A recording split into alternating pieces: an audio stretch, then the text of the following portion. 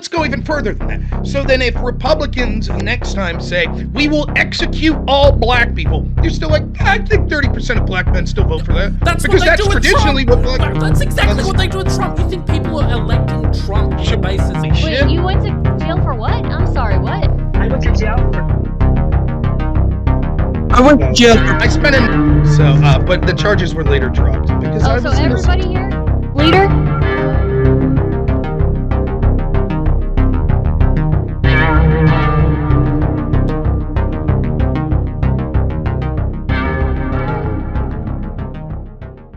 No. If somebody stays till the end. Stardust. I'll call Oh, wow. Now, this is the hand where we find out if Stardust is actually trolling us or not. Right. Ace King Diamond. She's trolling you guys, it's the best thing ever. I just want to let you know that. I actually am not trolling you guys. I have no fucking idea what I'm doing saying this here. right now, if Stardust has Ace King, and she's been quiet this whole time after all that bullshit, I'm hate brigading till the day I die. Just saying. The best hand right now is still 10. It's 10 Queen of Diamonds. That's the best. Yeah, hand. that would be a... You better be careful, Stardust. Drowsy and his 4 viewers are coming after you with the hate brigades. Till the day I die if she's sitting on Ace King Diamonds. And then not saying a word for the whole hand. I mean, I already folded, so... Look at this, Drowsy. You trying to fucking have it be an early night or what? What is this shit? Oh boy. Do you have 2 diamonds or not? I'm gonna guess no. Oh, piss on that. Yeah, nice hand. I had straight flush draw from the flop. I had top 2 pair. Rolling the nuts. What is going on with that, huh? How'd you rig this game, huh? I know the guy who's running the show.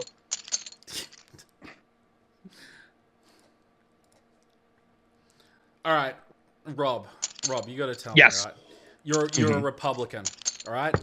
I suppose so. I liked Trump back in 2016, right? Mm-hmm. Oh yeah. But I'm a former Trumper. But how did you get over the Jan 6 stuff, like where he tried to do the fake electors? Oh, yeah. I mean, that's a tough one. I'm not a fucking idiot. That was the gist of it. How I got over it. It was a legal. So, what are you talking about? The riot that occurred on January 6th, or the alternate electors legal strategy? He's talking about the electors fraudulently filling out ballots, claiming to be duly elected officials when they weren't, and now getting charges. 4 of his lawyers. Yes, we understand. We understand the lawfare that was used by Merrick Garland and the corrupt Democrats that have been used since 2016 to go after Trump because it's a big club and others aren't in it, and so they'll use every crooked strategy possible. Yes, we understand that this strategy's been employed in the past, such as Hawaii when they used alternate electors.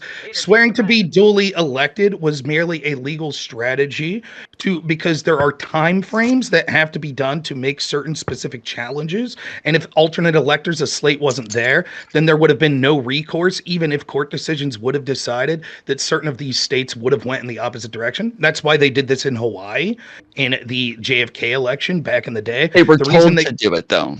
By who? By Congress. They were told to do it. They already had investigations. There was a reason for that. By who in Congress? I believe it was the majority leader, I believe. The only person that could correctly certify a slate of electors is the governor. The governor certified the Republican electors. The Democrats submitted a slate of electors in Hawaii. No, that's not what I mean. I'm saying that slate was fraudulent, according to the same logic. But everyone was okay with it because they understood that it was sort of because there's this time frame and the electors have to be in by a certain period of time, that if the recount would have came out the opposite way, which it did, then instead of having to go to the Supreme Court and say, we now have no idea what we're supposed to do because the law said the electors had to be in by a certain time, but the vote wasn't counted by then. It's the same mentality. They were hoping to have a delay because, rightfully so, they felt that there were many legal issues that hadn't been decided. And if they wouldn't have had alternate electors, even if those issues ultimately get decided in the Republicans' favor, the Democrats would say, well, too late. You should have had another slate of electors. You didn't. Now there's no recourse. The question was, how did that not shift you the way that it shifted Leader away from supporting Trump? Well, I guess because I'm explaining it's a legal strategy. Well, no, yes, he is saying that he is explaining it, but the point, like, my issue is that when somebody wins a state, that party's that party's legislature is the one that picks the electors, and if your party doesn't win, then you just don't get to pick any electors. Yet that party picked electors anyways. Well, they didn't. Trump and his campaign did, which still isn't the legislature of the state either, but. Still, yes, very different than what happened in Hawaii. It's not that different at all. I think Leader understood what happened. He's asking, how did this strategy not dissuade you from supporting? That's what he's explaining. That's what exactly he's saying. He believes it's a legal process. He's saying he believes that what they did was a legal process. So it is. Let me ask you, how did the Democrats working in tandem with an FBI corruptly, illegally spying on Trump in 2016 not dissuade you all to not vote for corrupt Democrats? According to them, there is no evidence that it was illegal. So that's not true. They've admitted. James Comey even admitted that it was illegal. The IG admitted it was illegal as well. The FISA warrant on Carter Page you're talking about the FISA warrant, correct? Yes, you're talking about one of the 4 warrants had about the Steele dossier as part of it. What other FISA warrants were offered? Because you understand, a FISA warrant's more powerful. It allows them to have access to. Yes, there were 4 FISA warrants. One of them used the Steele dossier information. No, that's not true. The other ones that's completely false. All 4 FISA warrants were against Carter Page. All 4 of them used the Steele dossier. You're incorrect. James Comey himself admitted that he would have not signed any of those 4 because they were illegitimate had he known what he knows now. The IG ruled that those warrants were illegal. They ruled that one of them was illegal. The other 3 were not. Which one did they rule was illegal? I don't remember which one. I just know that there were 4, and they ruled one of them through the hearing was illegal. All 4 of them used the Steele dossier. All 4. The accusation, just for those that don't remember, the accusation was that Trump's team. Rob, it's your turn's about to run out. Yeah, I'm sorry. Trump's team had illegally colluded with Russians to get dirt on his opponent to help win an election. And the way that the FBI the way that the Democrats and the FBI tried to prove that was they knew that Hillary's team colluded with a alleged Russian spy to get disinformation on Trump. They used that disinformation on Trump's team that they never verified, that they knew was sourced by a suspected Russian spy. And they illegally got a warrant to spy on Trump's team with that. Why didn't that prevent all of you from ever voting Democrat again? Rob, I just want to let you know that, like, this entire conversation, someone robbed us of like $40 a pot. I had nothing that happened. And when I was in there, I just got absolutely robbed blind. But Stardust is going to clean up while we're all arguing, which is smart. I have no, I don't know. I don't know. I have no. I'm sorry.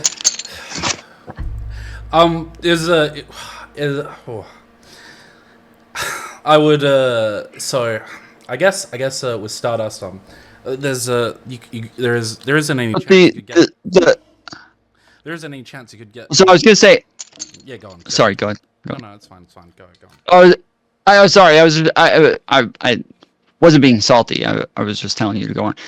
But I was gonna say, from my understanding, there was no like evidence of anybody like colluding with the FBI in this scenario. And so it wouldn't. There's no like Democrats like colluding with them, trying to get them to do this shit or anything. Well, that's just not true. That's blatantly not true. In fact, we know that there was a meeting where they were discussing the Russia investigation, where Susan Rice was in the room, Joe Biden was in the room, suggested possibly using. And they did investigations into these things. Right. So Obama's team specifically sat with leadership of the FBI discussing how to investigate Trump's team for Russia collusion. And part of what the FBI did was use disinformation paid for by the Democrats. But I mean, that was sourced by a Russian spy to try to prove that Trump's team was illegally colluding with Russians.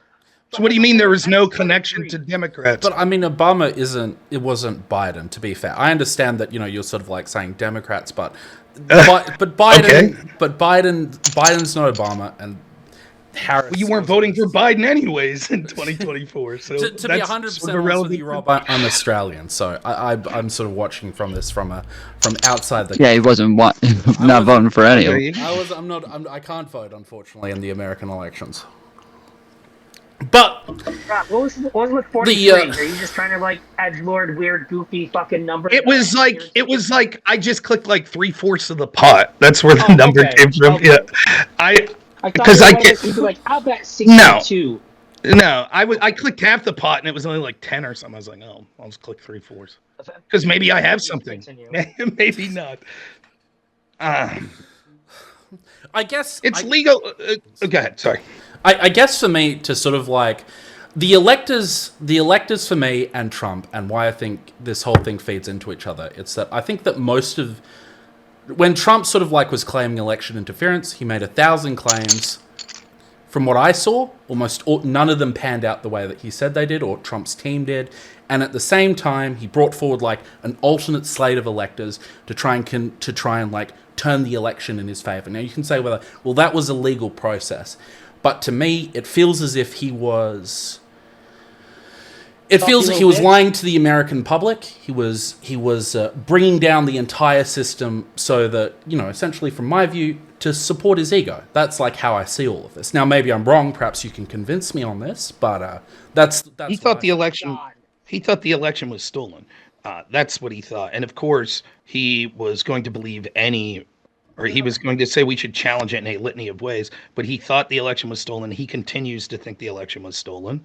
And was it stolen, Rob? But I would say 49% chance it was, 51% that it wasn't. Now, it was stolen, but not in the way that you're thinking. It was stolen because of collusion with mainstream media, intel agencies that were promoting stories critical of Trump while priming media and mainstream media to censor stories that were critical of Biden, etc.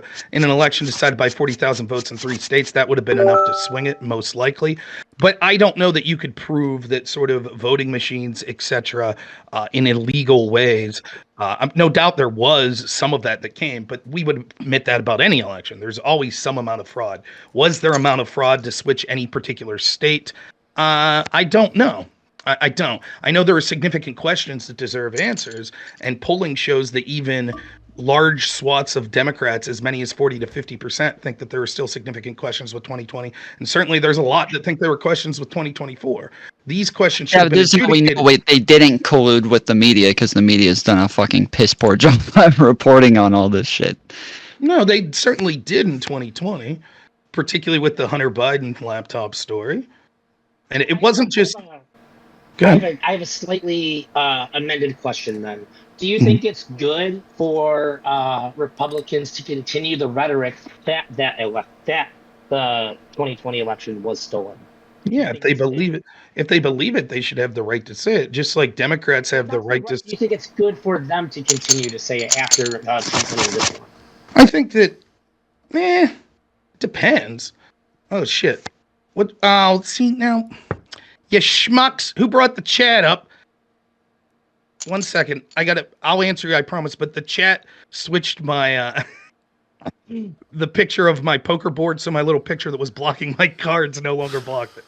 Sorry about that. Okay.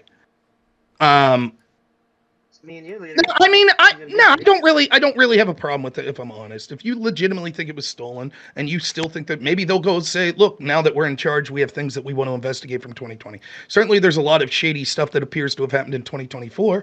And, I never came out and said, I have definitive proof that Dominion voting machines did this or anything like that. I think you should be careful saying things like that. But I did focus heavily on what I saw as sort of our intel agencies and their ongoing effort that it colluded with mainstream media, social media, etc., to swing elections in ways that are favorable to them. I don't really give a shit about Joe Biden going to jail or Hillary Clinton going to jail. All of that's superfluous. What I care about is the bureaucracies behind it, like the FBI, are clearly putting their thumb on the scale, and they're doing more damage than any alternate elector plan or any Russia collusion or any Russia hacking. And it seems that the Democrats just don't give a shit at all about that because it always benefits them. And so because the precedent that was set was the IG report said, well, the bar is so low for the FBI to open investigations, even on presidents. The bar is so low. I hope that all Democrats will continue that energy if a Trump DOJ decides they're going to investigate every Democrat and say, look, the bar is so low. We know Iran tried to hack Trump. We know Iran put a hit squad out. We know that Biden's team was favorable to some of these policies with Iran. Let's do an investigation. Let's give FISA warrants. Let's check all their emails. And if that means we arrest people connected to them and raid their lawyers in the middle of the night for crimes they committed 12 years ago that have nothing to do with the current thing, so be it, right? All of you Democrats would agree with that, right? I don't disagree with that, but we can't act like somebody, a foreign agent doing foreign agent shit versus somebody running for president, possibly being the leader of the country, possibly doing similar things. These aren't really even comparable. While I understand your point, you misunderstood what I said. I said the exact opposite. I said that the foreign countries are nowhere near comparable, not what a president could do, not what an individual politician, but what the bureaucracies that will exist far beyond any individual can do. The FBI has more of a chance to damage our country than Trump or Hillary or Biden or Kamala. And why does it seem like it's so strange to me that even after we were told over and over, clearly the FBI is on the up and up, they wouldn't do anything wrong. Once we find out that, yes, they did illegally spy, no one gives a shit. The Democrats don't care. Oh, well, moving on. It was a while ago. But Rob, what do you think about 4 years ago with this elector plan? What do you think about that? I'm not persuaded. I mean, to be charitable to us, we're talking about someone who was just elected to Parliament. Now, I'm not for the FBI, running interference campaigns with the election. I think that's horrible. I wouldn't agree with that. But, I would say that they're slightly different things. Now, talking about the last election, so you said that that there was a lot of election interference in the 2020 election, the 2024. There was some stuff you think that needs to be investigated. Well, to me, I think Elon. I'm sorry, I do want to update this. I did just check. I was wrong. There was a second FISA warrant that was considered illegal, so it was 2 out of the 4, not 1 of the 4.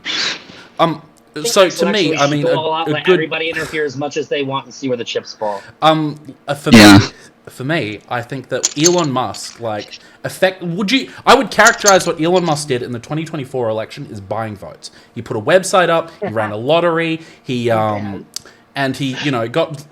people to sort of sign up and make a pledge to the Second Amendment. Sure. I think that's buying votes in I would characterize this as buying votes. If you wanted to be super stringent, you could say, well, he wasn't asking you to vote, but he was doing everything to sort of, I don't know. I think that's the closest you come to literally buying votes. It's determined to be legal, but it's super. This is not something. The shit with pretending to be Kamala Harris's campaign, I think, is even worse. Where they're putting out ads, pretending to be Kamala Harris, saying I want to let all the illegals in, and they've got pictures of thousands of people piling up at the border. I want to ban fracking. I want to take all your guns. Vote for me. That was so much more fun. You're salty tear. You play the smallest fucking violin. Show me once you fuckers ever saying anything about corporate America weighing in and silencing, etc. in 2020, 2016. I don't have a problem with that. Right. Yeah, so those are different things. Secondly, to address this point, no, it's not illegal. Elder Drowsy says there's a slight chance it could be found legal. It is clearly legal. There won't even be a court case about it. There is no problem with offering people money to sign a petition. You might say we don't like that. I think that's less of buying votes than Joe Biden trying to buy votes for young people by saying we'll pay all of your student loans when he knows it's blatantly unconstitutional and the courts won't go for it. Or in 2020 when he promised people, I'll send you stimmy checks, vote for me and I'll send you stimmy checks. And then once he won, he's like, oh, by the way, I didn't mean that I would send you $1,500. I meant I'll give you $900 plus the $600 you always got. So please spare me the idea of all of these salty tears, all all of the salty tears. It's just now it's going to be Elon Musk had a petition. That's why Trump won. Laughable. So honestly, you would different than offering a tax cut.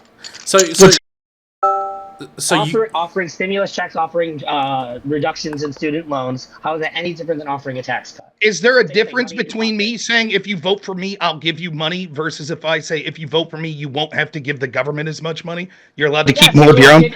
Yes, that is a difference. Exactly the same as that's not true. That's not true. Saying I will send you directly. That's not. It is not true. Telling people they can keep more of their money is not saying if you vote for me, I'll send you a check. Or I'll cancel a debt that you have. You don't have to pay $1,500 next month on rent. I'll cut your rent. Or if you vote for me, I'll give you $1,500. Does your bank account look the same in both of these scenarios? It doesn't matter if your bank account. Okay, you're right. All of that's buying votes. Okay, what's your criticism again of Musk? I mean, so hold on. You don't. Cool. So you have no criticism then. You say everyone buys votes all the time, and why are we talking about Elon Musk then? Hold on. But we were talking about election interference. I have a bird. And how? I have several new birds. I have pet birds now, guys. Just so you know. That's awesome. They're like parakeets. Now this is the topic I'm interested in. Damn it! Who keeps putting the chat on and off? Damn it! It keeps sliding my window. Do they talk? What type of bird? No, not yet. They're budgies. They don't talk yet, at least. But they're scared right now. They're still scared. But I got them to eat out of my hand today, so I'm excited about that. That's what's up. What have you been covering, Stardust? I've been I haven't been streaming too much lately, but when I do stream, I usually cover drama. But yeah, I've been working on a video essay, so I've been busy with that. Ooh, what's that on? It's a follow-up to the previous one. So. What was the previous one? The previous one was the Frogan one. Oh, that's up. You watch Fish Tank? I haven't been keeping up with it, so yeah.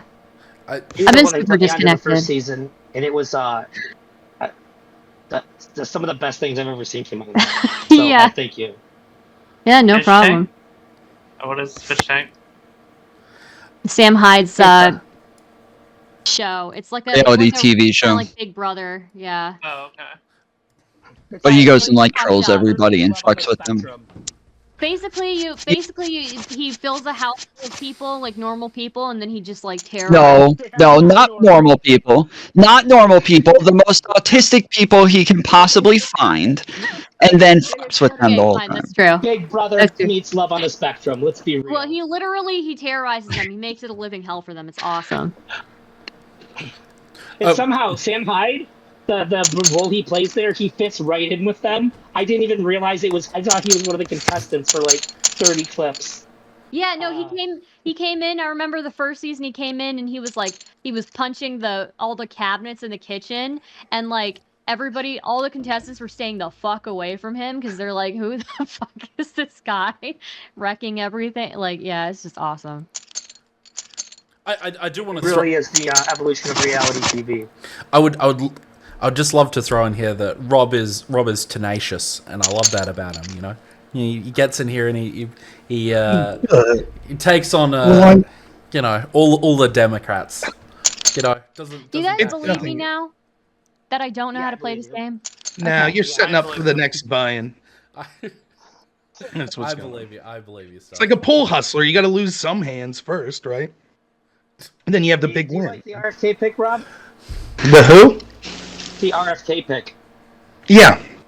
I fucking hate you. I hate you so goddamn much. Well, now wait a minute. Why wouldn't you like RFK? That would be your area of expertise, like COVID, right? By the way, how'd that debate go for you?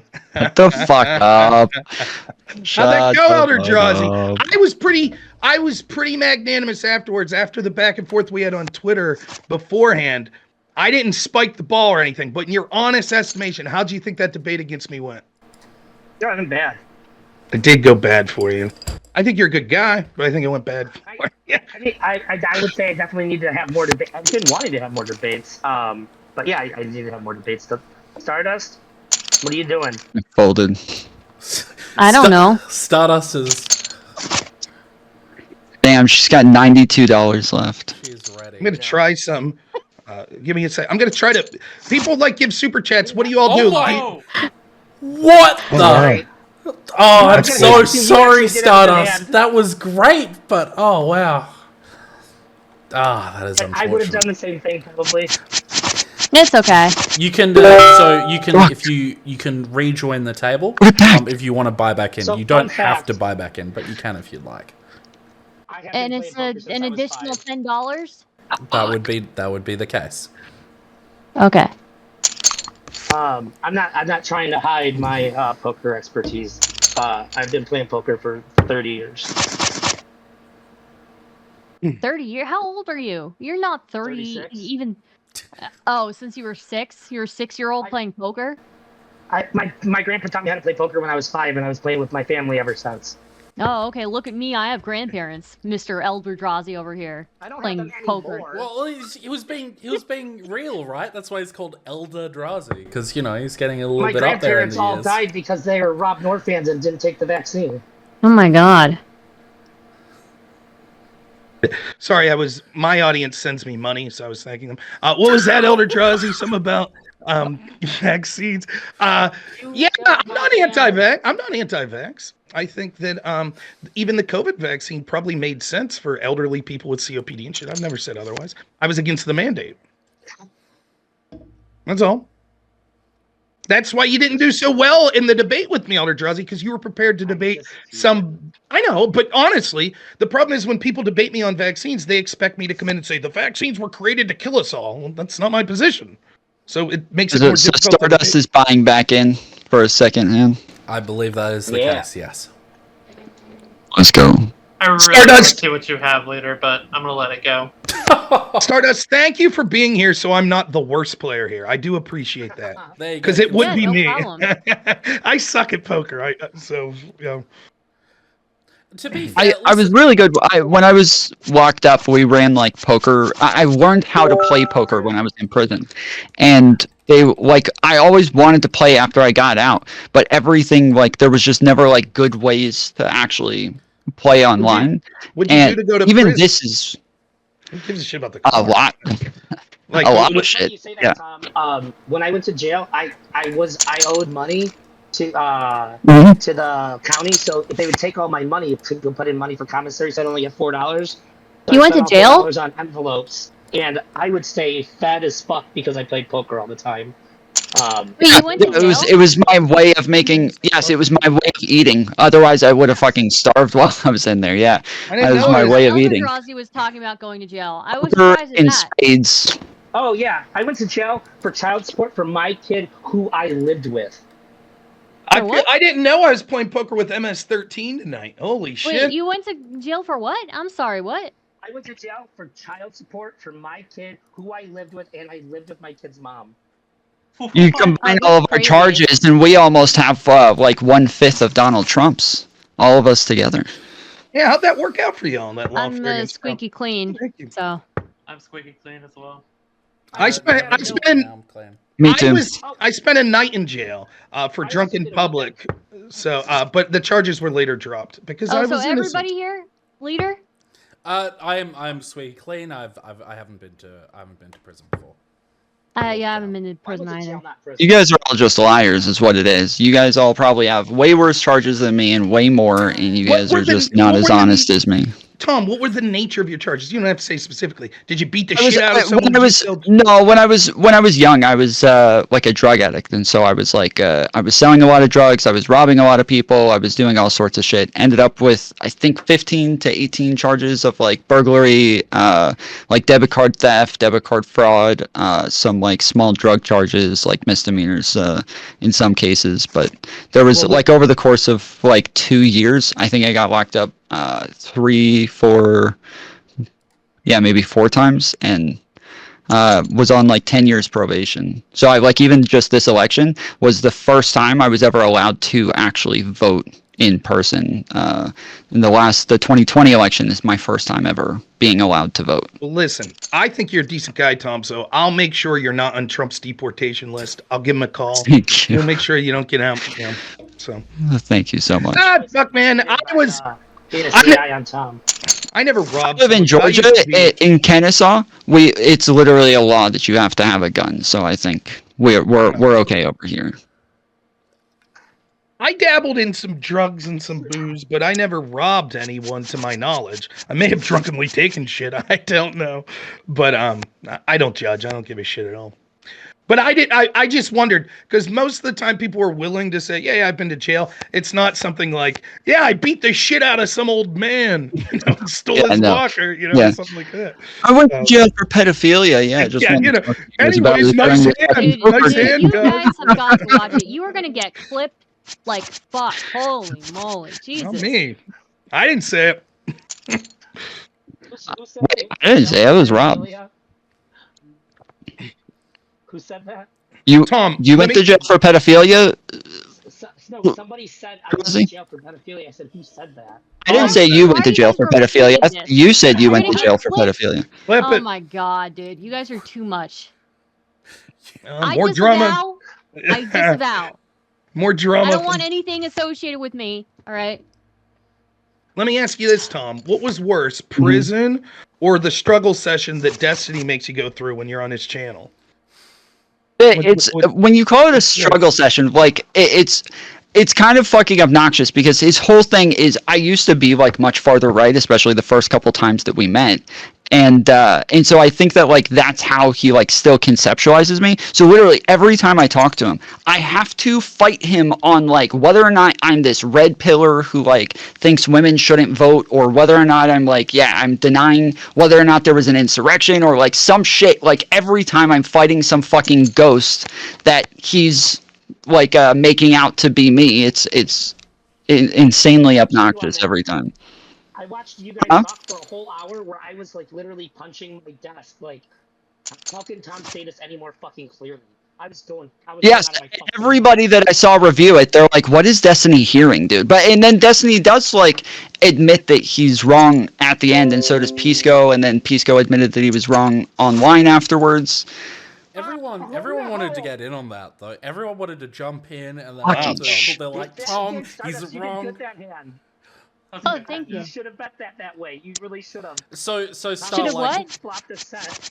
So I think you played that correctly. Just Tom flopped. Hold on, she doesn't know how to. So Star, when you start with finally back to 1,000, finally back even. Let's go. When you start with a pair, so like 2 jacks, 2 kings, the higher the pair, obviously the better.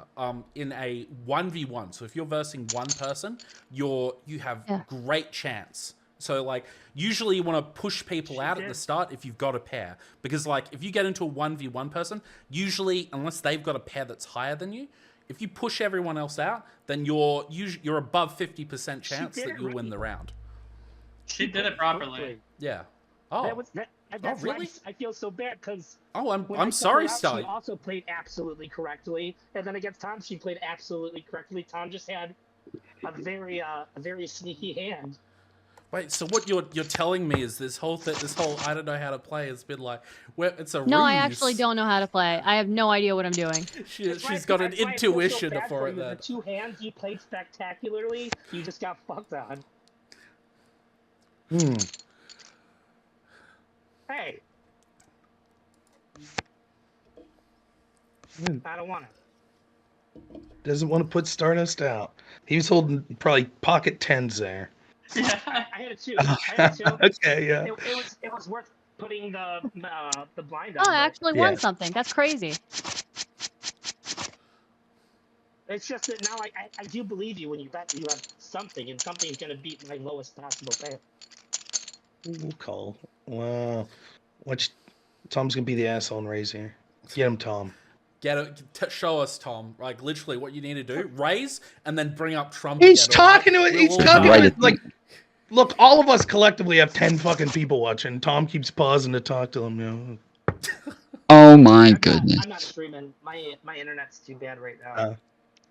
I have, well, just so y'all know, I have 93 people watching on YouTube, so. Awesome. Yeah, I had 200 until we started playing the game. Now I think I have like 40 people watching. So if we start yelling about politics, I'm trying to keep it interesting. Tom, what I'm trying to say to you is, why would you leave fucking people like Destiny and Pisco disrespect you like that? Tell them to fuck off.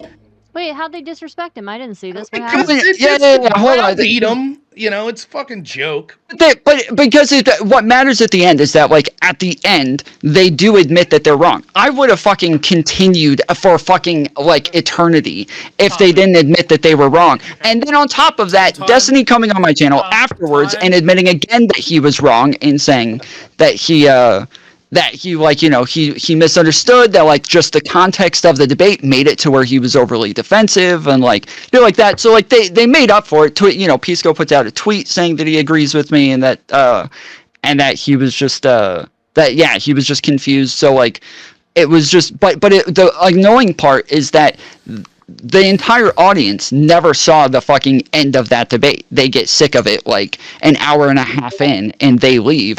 And then they're all like flooding into my comments saying that I'm like this Tim Pool character who pretends he believes it's an insurrection but then defends everything about it. And I'm like, no, I'm not. That's not. I literally thought it was an insurrection before Destiny did. Like I was literally out here like calling him out for not calling it an insurrection. And then he fucking acts like I don't believe this shit and I'm just like you know, this far right person just playing games with them. So yeah, the fact that they were able to like apologize, admit they were wrong, like yeah, it wasn't that bad in the end. The process though is what I'm talking. Who gives a fuck about the end? Like if someone that I'm supposed to be on an equal playing field with is like, you're a fucking idiot. No, fuck you, blah blah blah. Like they were doing to you, at least the little part I saw. None of us are on equal footing with Destiny. Let's be real. Yeah, but we're all saying it to each other. I don't understand.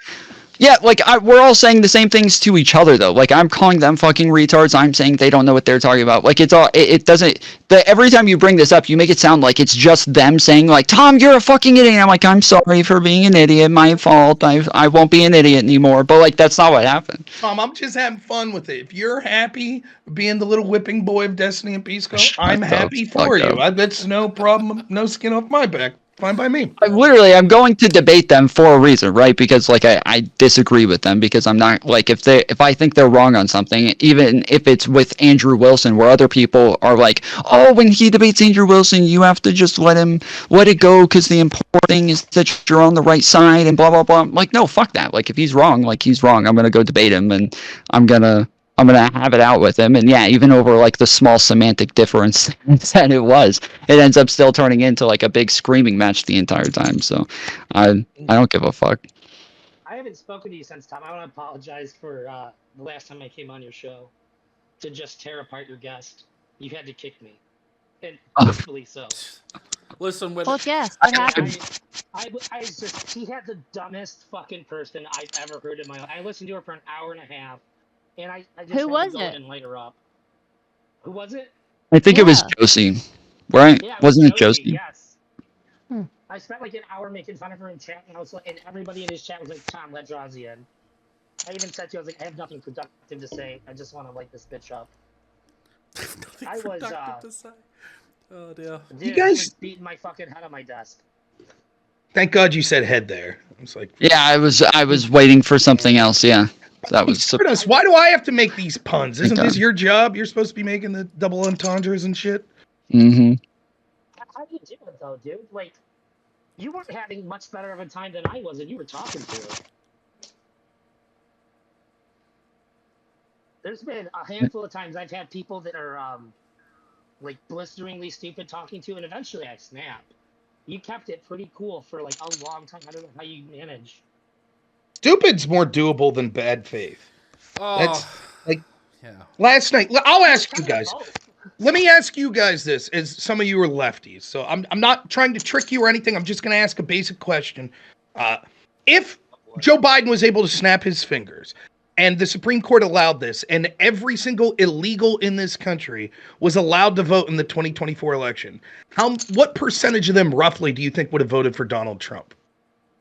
I think probably like half, maybe a decent amount. A little under half. I mean, like, so I think doesn't Trump poll well with Hispanics a little more and than half. Cubans? Wait, Wait. Elder Drazi, what'd you say? Probably a little more than half. I don't know how many of more than half would have actually believed the mass deportation thing. Oh, but come I know on. that no, Hispanic people. No, look at no. He doesn't believe us. All right, come on, Rob. Like, so do you not think so? Does you don't think that like Hispanics like poll generally well with Trump? 10. You don't. It has nothing to do with Hispanics. Like it's a mistake and borderline racist to assume that people are monolithic because they come from the same country of origin or speak the same language. Legal Hispanics are some of the ones that are the most angry about illegal immigration.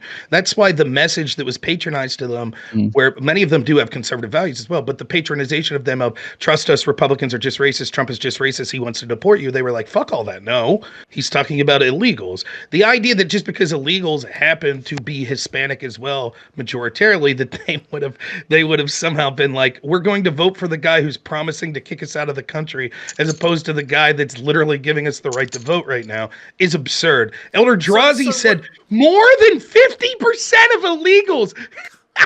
Well, hold on. Let him vote. Hold on. So hold on, wait. So you think that? So what you're saying to me is that like Hispanics, they come in as like Biden voters, and then they flip as soon as they're like they get legal status, and then they're conservatives, right? They have more like conservative social values for sure. Correct. So it's not all that crazy to believe that they would likely vote for a conservative if it wasn't for the fact that like it is true that most Hispanics who even come in legally still likely have family members who come over who are here illegally, or they live in communities that are mostly Latino that'll have some illegal immigrants there as well, that they know people that they're attached to. And so the Democrats definitely try to like play off that like emotional appeal to them sometimes. I do have to say that like one thing that people always underestimate in the Democratic Party is they think that like the minority groups are going to be as socially progressive and economically left-wing as them, when really it's the opposite in most cases. Usually in comparison to the average white Democrat or the average white progressive, the average like person of color who's a Democrat, it generally is more moderate, significantly more moderate. So I think people really, really underestimate that, and I hate having conversations with like leftists online because like it's just like it's agonizing listening to them. The whole basis of this. No, not even close. I was chasing an ace. I was chasing a flush or an ace, and I didn't get him. I was chasing it straight after that jack came up. The whole ace 8 of hearts, and it didn't hit. So, Leader, the whole premise of your point there is it makes no sense. For example, let's say that I say this: the majority of college-educated women vote Democrat. And we could all say, yeah, the data seems to bear that out. And so I'm a woman whose entire livelihood, I'm college-educated, and my entire livelihood rests on the fact that I work as an executive at an oil company. And and Biden says, we're going to shut down the following oil companies, and one of them's that woman. So you say, well, of course she's more likely to vote Democrat because college-educated women vote Democrat. No, people tend to prioritize the specific issues that affect them, particularly if they're big issues that would affect them, like we're going to kick you out of the country or shut down your business, as opposed to what, on average, a collective group that they belong to believes. So I refuse to believe that anywhere near half, and certainly in the words of Elder Drazi, more than half of illegals would have voted for the guy saying, I promise to kick you out, as opposed to the guy that said, hey, I just gave you the right to vote. It is an asinine position.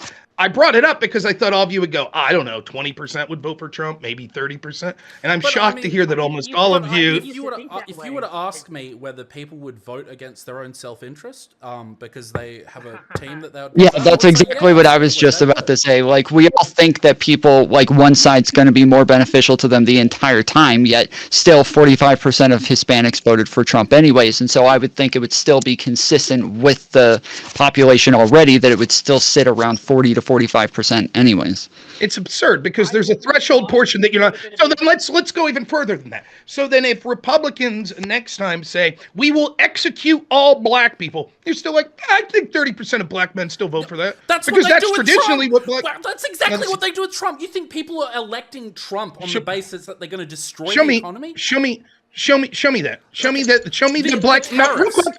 So what you just said. Let me finish.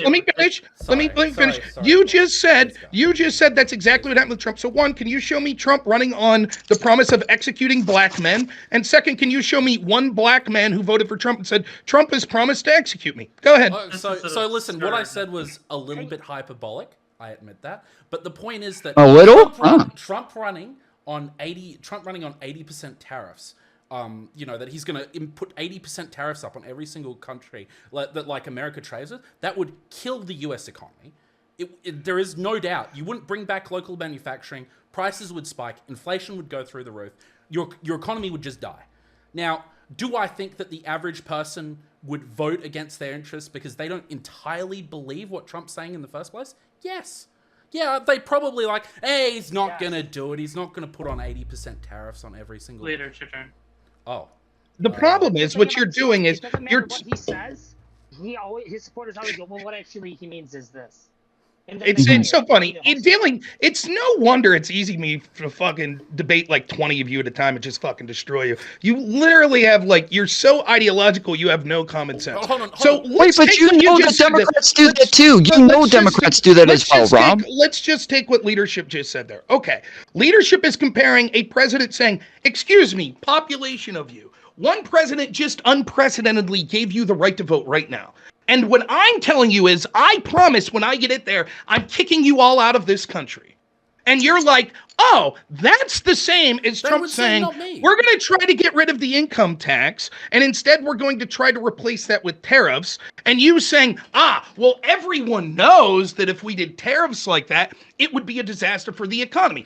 That's not true. Many people don't know that. There are people that suggest that might be what he thinks happens. But the difference that I'm trying to tell you is there is a series of events that needs to occur from, tariffs means economy gets destroyed and yet people still voted for Trump because of the economy versus Trump says, I'm kicking you out of the country and I'm still going to vote for you. People don't believe Wait, but there's not, hold on. There's the difference here for me is that from over history, all presidents have pretty much been in favor of deporting illegal immigrants. Whether or not they're okay or whether or not they're capable of doing it is another thing. And so I think that literally, I think that we all come with the assumption that literally all people in government want to deport illegal immigrants and that they're just That's not true at all. That Trump is just saying it a lot more. Running on that. Show me Kamala running on that. Show me Biden running. Kamala didn't run on it, but Biden has said it a ton of times. Biden said a bunch that he wanted to deport illegal immigrants. He said that running for 2020? Yeah, he said it in 2020, yes. And then he also, it was a huge part of his, being a senator, huge part of him with Obama, huge part of, his entire career. I think you're full of shit, particularly when it comes to 2020. I think, in fact, what you saw that the Democratic narrative, which he was also pushing, was that we need to solve things for the dreamers, and we need to offer pathways to citizenships for the great illegals that are here that aren't doing anything criminal. And he may have said, sure, the ones that are criminal, the ones that are given deportation orders, maybe. Trump goes further than that. He says, we're going to deport all illegals. Right? Sure. Millions upon millions. The Democrats take him at face value. They're like, yeah, he's. I'm not saying he doesn't go farther. I'm not saying he's not going farther. I am just saying that, yes, I think that everybody comes with the assumption that people in government want to deport illegals. This is a further question that I have for you. It's not even worth having this debate. If you can't see on face value the fucking absurdity that you think that one president doing something unprecedented, giving illegals the right to vote, which they would have been so fucking happy with, they'd have said, we don't care, Biden, fuck you. And the other guy's saying, oh, and by the way, I'm going to kick you out. You're like, yeah, they would have respected that. That's what they'd want. Just like with tariffs. And the greater point that this brings up is, I don't understand. I think you're all smart enough to know this is bullshit. So I don't understand why you guys lie like this. Why you die on these hills that are a fucking joke. This is why you're so bad at debates. You can't just speak. I'm sorry, I don't understand. Like, it's not beneficial to us whatsoever. It's not beneficial to us whatsoever to say, oh, immigrants want to vote for Trump. Like, normally for us, we would all say, no, immigrants fucking hate Trump. No, they all want to vote Biden because they're Kamala because they're smart enough to know how bad Trump is, and they all know. Like, this is not beneficial to us in any way. This is not some sort of bias where we like want them to vote for Trump or some shit. So you're just that stupid.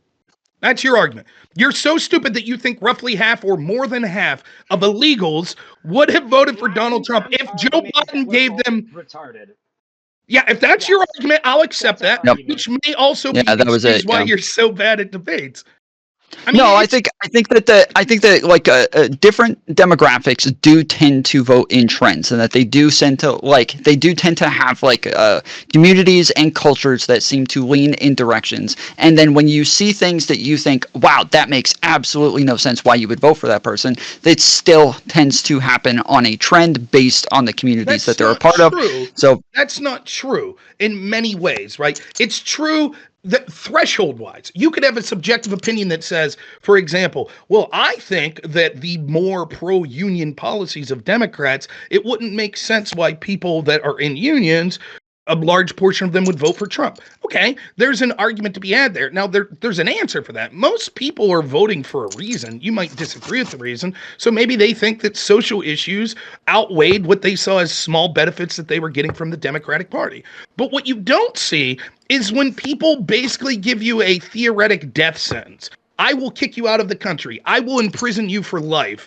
I will take away your home. I will take away your business. Those sort of things that people say, shit, yeah, I'll vote for that guy. Yeah, sounds good. Though. They don't believe it, or the messaging doesn't get That's not true. That's not true. There is so much. Listen, I'm not even saying that Democrats only do this, right? But there is definitely a degree of I have zoned out. I've stopped listening as well. All right, let me put this out. I think there's a degree of I think a lot of Americans play this as team sports. Well, there is a degree of the actual fact of the matter doesn't matter because they will justify and cope their way into liking the candidate they like. That's how I would frame that, or that's how I. So you think that the team sports aspect of shit is 50% of illegals would say, fuck it, the one guy just gave us the right to vote the first time that it's ever happened in the history of this country. The other guy's promising to take us out. But fuck it, team sports, we're 50% going to vote for Trump. No, it wouldn't be. It would never be framed like that. They would go into the thing and they would start to hear all the Trump talking points about how he's going to make the economy better. He's going to bring back manufacturing to it, and because they're conservative, they'd be listening to these things. And maybe a Democrat or they'll watch NBC and some newscast will say this, and they'll look down. They'll be like, "Huh, that's fake stream media. I don't believe that shit anyway." That's what I mean by it's a joke. It's a joke. It's a joke. You people are non-serious people, or you're incredibly dumb. It is an absolute joke. It's not even close. It is. It's not even close. I would bet that if I sat here and talked to 15 serious Democratic strategists, they would laugh their fucking ass off at you. They would say, so you mean to tell me that Joe Biden gives illegal immigrants a gift that they never in a million years expected? You all have the right to vote right now. And they're going to be so unthankful for that. And then they're going to hear, and the same guy that gave him the right to vote is going to say, this guy Trump's going to kick you all out. And Trump's like, yeah, I am. I'm going to kick you all out. And they would say, but you know what? I'm persuaded by his claims on tariffs. And I just don't believe that he'll kick me out. And I don't believe the guy who just unprecedentedly gave me the right to vote. I don't think their party would look out for me. So we're going to go ahead and vote for the guy that was going to kick me out. I think you're full of shit. I think it's self-evidentiary full of shit. I think it is. I think he put a lot of faith in how many people. Talk to him. Leader, we're waiting on you, leader. I know. I'm sorry. Leader, I just gotta tell you, buddy. You're talking to Rob like you're talking to me. You're going, come on. He's not gonna come meet you. You gotta go. If you wanna argue with Rob, you gotta go hard, buddy. No, it's fine. I'm happy. We're all listen. Rob's tenacious. I don't want to go at him. He's already. Per minute, you're like, come on. It's not gonna get. He's got 3 people shouting down at him. I don't need to sort of I don't need to make that worse. Well, I'm saying you're trying to make a point, which is, Rob, what you're saying is a bit extreme here. Can you dial it back so we can have a real conversation about this point? But it's coming out as, come on. He's just going to run right over that, buddy. But it's not extreme. The example I gave, the example is purposely hyperbolic to try to get a sort of level of understanding people, because there's this general question of all of these immigrants come in, and if we give them a pathway to vote, which way would they ultimately vote? And so you start at some sort of level, right? The most likely that they would vote for Democrat is if the Democrats basically gave them the right to vote right now, and Trump was running on the promise of kicking them out. And if I can't get an admission from Democrats there, yeah, it is most likely that the overwhelming majority of those people would end up voting Democrat in that circumstance. Then there's no good faith discussion possible to go further down the line of what a path to amnesty would actually look like. You're not asking any of us why we actually think that. Instead, you're telling us the reason why. I can tell you exactly why you think. I could do it more succinctly. Would you like me to? Reasoning once. Okay, you want me to steelman your position? You haven't heard my position. You only heard my answer. Okay, that's fine. So I've heard the other two people's position. I could steelman it. If you want to tell me your justification why more than 50% of illegals would vote for Trump as opposed to Biden, who just gave them the right to vote, I'm open to hearing it. Hold on. Let me ask you some very simple questions. Very simple, easy. This is easy. Okay. Do you think that that illegal immigrants have perfect information on both candidates, or do you think that? Okay, all right. Do you think that perhaps that they're going to carry forward their bias from, say, they were from a conservative family or a Democratic family, and that this bias would lead them to a media platform that supports that bias, right? Would you agree with that? No, I do not. I agree that could happen. So let's say that there's a certain percentage of things that influence someone's vote. Would you agree with that? A percentage of that might be. Yeah, sure. Okay, so for even you and anyone around the world, like a certain reason leadership why you would vote, part of it's going to be because culturally where you came from, right? That's going to be part of it, right? Part of it might be what you think is the most important issue, and you'll, instead of looking into every issue, maybe you're just concerned about taxes. So you might do a little more research on taxes than you will immigration policy or some shit like that. You're just hearing surface level shit, right? In other words, what I'm saying is there's a bunch of reasons that go into why you're voting. The same is true of pretty much everyone. Part of that reason is going to be, well, culturally, what sort of community do you come from? That's absolutely true. But that's not going to be the bulk of the reason. They are going to be aware of probably, would you agree with this? Most people are aware of at least like one issue. They at least know talking points on one issue. Would you agree with that? Most voters do? I'd say that of imperfect information on most issues. I mean, they. Well, it would be imperfect. I have imperfect information. All of us have imperfect information, of course. But what I'm saying is, worse by your biases, which is what I want to go back to at the start. It's like at the start of this, I tried to sort of like take you to the place where it's like, well, they come in, they're going to have influences on them, they're going to have preconceived biases, they're going to go for the media platforms which reinforce those biases, and they're going. Let me prove why your point's stupid. Would you consider yourself? I don't even know the party. Someone's explained this to me in Australia.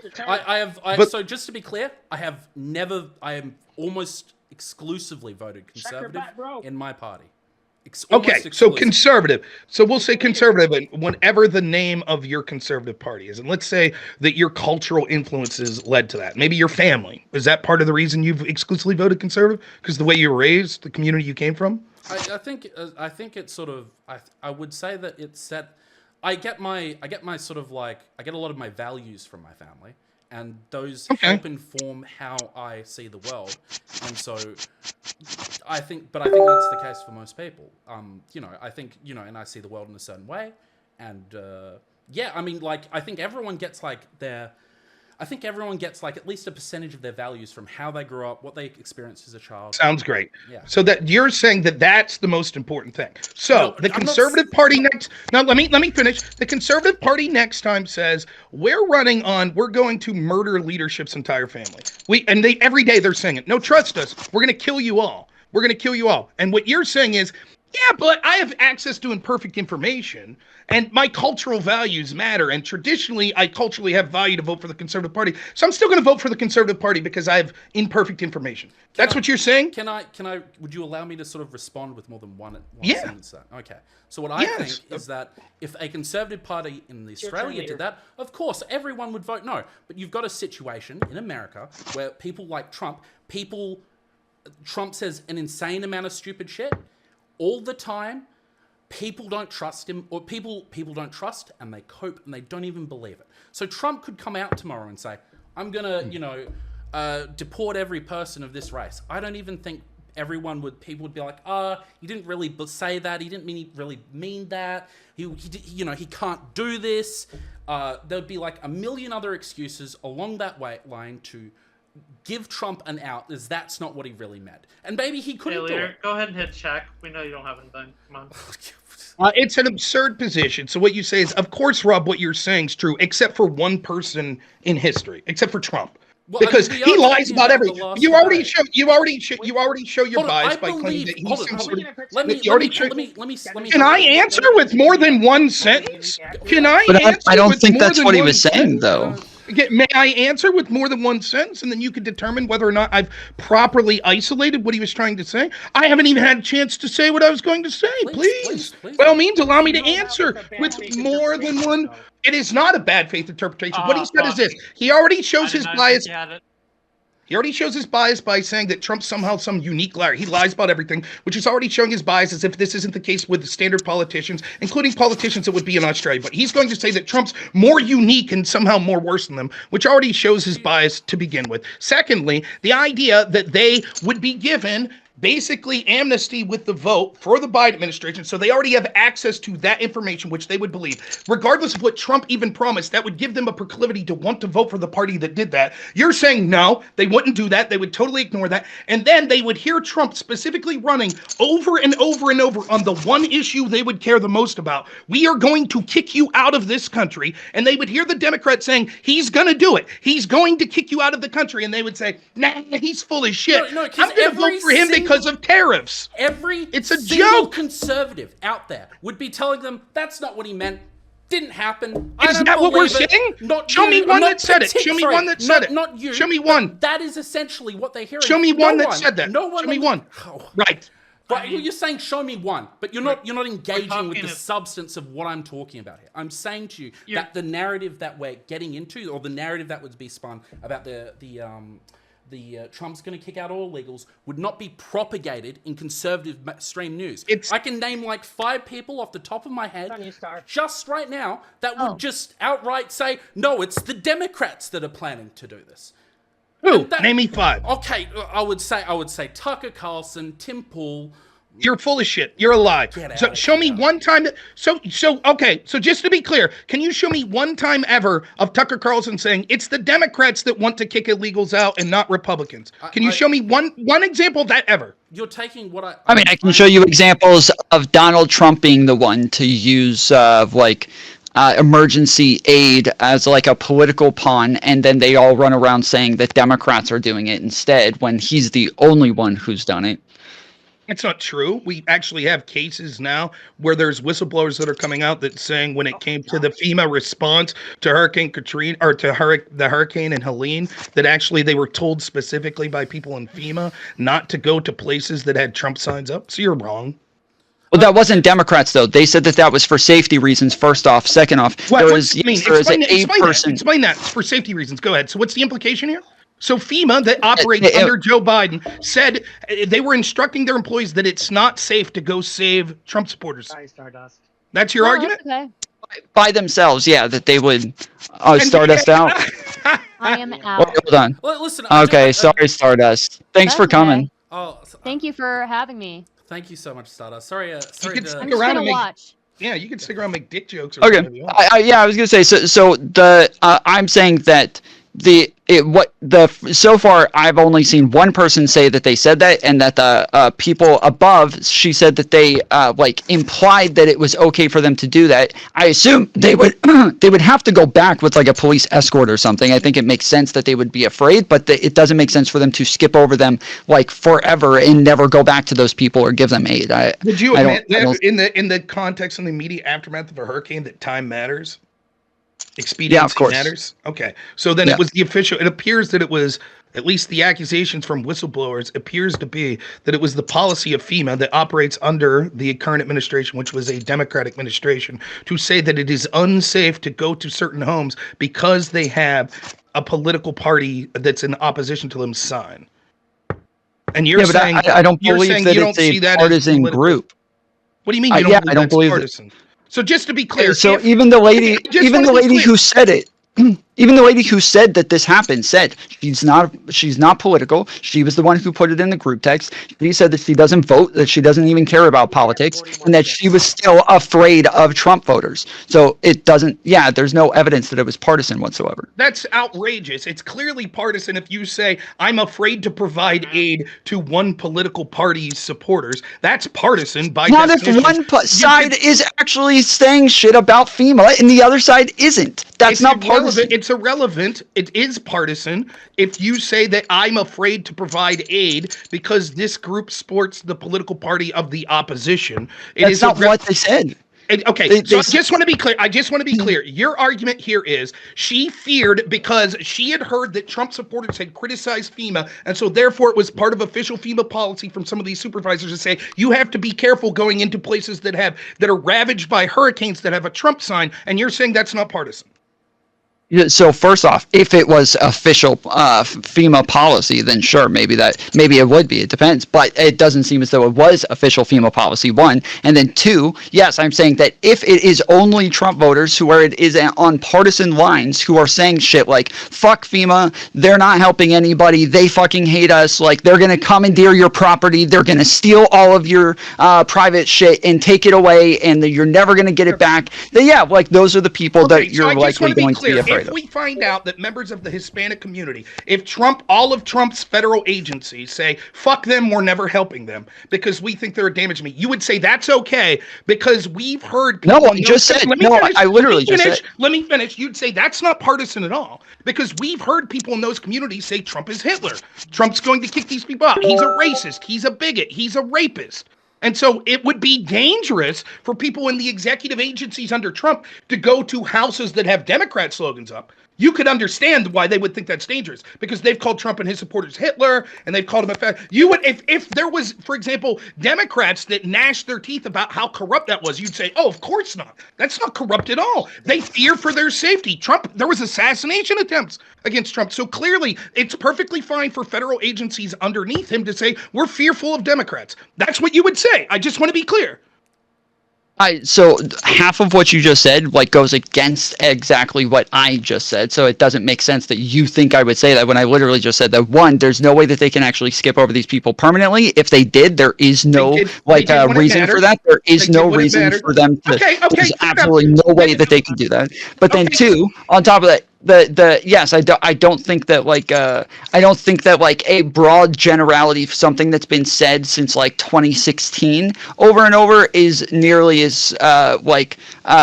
similar as something that's just happened where your life actually is under threat. You think that they are literally coming to take your shit and literally coming to commandeer your property right here, right now. I don't think that these are the same. One, we see that they were saying that right now. Saying for me, I don't speak short stack, so I can't follow very well. It looks like you eat a lot of short stack, so I don't know exactly what you're talking about there. Nonetheless, but I'm just translating what I'm saying specifically is it's easy to understand. It is absolutely asinine that we have people here defending the theoretical implications that there was a federal agency that said we don't feel safe when it comes to people of the opposition political party because people in that party have criticized our agencies before, and so therefore it's not partisan to skip over them when they're in desperate need of. You are strawmanning so hardcore when you just say that they've criticized them when you know it's about like a threat of safety. You like it's so obvious that you don't actually you're not even engaging with. But it doesn't matter because it doesn't matter because that's my argument, and you're acting like you're repeating my argument. You can go ahead and filibuster. What anyone said about FEMA isn't even close to what people have said about Donald Trump. It is not even close to what they said he would do to the Hispanic community, the Black community, the gay community. So one, the rhetoric of what the supporters of each political party are saying about these specific political leaders or agencies isn't even close. It's far worse from the Democrats to Trump. Secondly, the actions bear that out. There were literally 2 assassination attempts against Trump. 2. One of which resulted in the wounding and death of a Trump supporter. So given that that rhetoric is much worse and that we can see that it has actually led to actual violence, the idea that you're saying, oh no, but I understand because there were Trump supporters that said, we don't like FEMA, we think they might take our shit, that FEMA says, oh, well then we're not going to help Trump supporters when they need it most because they could theoretically be dangerous to us. The second argument you make, I'll answer real quick. What's that? Did you just suggest that the rhetoric is directly what led to the assassination attempts? It can't just be that people fucking hate him for what he is and what he stands for? Well, I think if we're going to say that federal agencies aren't being partisan if they're not going to help, which is their charge to help people that are in disasters, if we say, it's okay for them and not partisan to give pause because of rhetoric, then why couldn't we make those same arguments when there was all of this, when there was one more heinous rhetoric about Donald Trump, and second, there actually was an assassination attempt? I don't think that I need to draw a direct line that rhetoric I'm answering it if you would listen. I don't think that I have to put I think you are. Hold on, Drowsy. I think what you're doing is you're asking a question of something that I never said. I don't have to draw a direct line that the rhetoric led. I don't have to draw the direct line to the rhetoric led to that assassination attempt to show that it's a more clear example that would excuse federal agencies under Trump for not acting out their stated. That's the answer is I did. The answer is the rhetoric could have contributed to it. I don't know, but I never said that it did. That's the answer. Okay, try to listen, Elder Drowsy. I know that you're the most well-read person in COVID that got your ass kicked by me. Maybe you could learn something by listening a little instead of sitting there smugly using terms like short stack. It might benefit you a little. We need more of that. More shit talk, by the way. You're also speaking 5,000 words per minute, and I'm also busy taking everybody's shit. Well, that's fine. Hey, if it's a clever strategy to win the poker game, it's paying off for you, so I'll give you that. I just got. The difference is though is that the rhetoric that you're bringing up that's like against that Democrats have used, Republicans use the same exact rhetoric, and so if there was like an even amount of these on both sides, no, they have. The Democrats have said that Kamala Harris is a fascist, or Trump said Kamala Harris is a fascist, that she's an authoritarian, that she's a Marxist, and they use all the same shit all the time. So if we wanted to compare those things, I would be happy to say that yes, if they did it for one side, they would have to do it for the other side because both have used evenly. Then you're for absolutely good. That's all I was asking for. So you're okay if Trump's administration's federal agencies temporarily, when relief is most needed, decide to not give it because they're fearful of Democrats? No, again, see, this is what I'm talking about. This is why I keep saying that you're strawmanning me, is because I literally said like 4 times now, and I've corrected you on this 4 times now, is that I was very clear that they cannot just skip over them and just leave these people to suffer. That they would have to come back that fucking day with a cop escort or something like that. Why would they? Okay. So first off, that is literally what I just said. So someone's laying their shot bleeding out, but they have a bot. Someone's laying their shot bleeding out, right? Okay, following me? They need immediate medical assistance, but it's under. They have Democrat signs in their yard, and so they say we'll come back later when we have a police escort, but we can't treat you now. You're okay with that? No, because they'll come back that day. No, I don't think that that's. I don't think that that's comparable. Why? Why is it not comparable? Because when we're talking about somebody needing immediate assistance, if the ambulance didn't show up to come help them, then yes, that would be a very different scenario than somebody showing up from FEMA saying whether or not they're going to give them assistance to rebuild their fucking house. These are very different scenarios. Was FEMA just giving assistance to rebuild houses, or were they also doing like rescue efforts, etc.? Yes, no, they were, but they weren't taking people to the fucking hospital, and they weren't coming in like patching up wounds and shit like that. So they knew that they had an emergency directive, that there was a time frame where there were missing people, including missing children, but they refused to go into homes that were ravaged by hurricanes at that moment because they had a Trump sign, because they heard that some Trump supporters said some bad things about FEMA. And you're like, that's okay, as long as they come back at some point later in the day with the police escort. Hold on. No. Hold on. I don't think that it's okay that they skip over the houses at all. I don't think that they should be doing it whatsoever. So you're changing your position now. No, I'm not. No, I am not. I am not changing my position at all. I am not.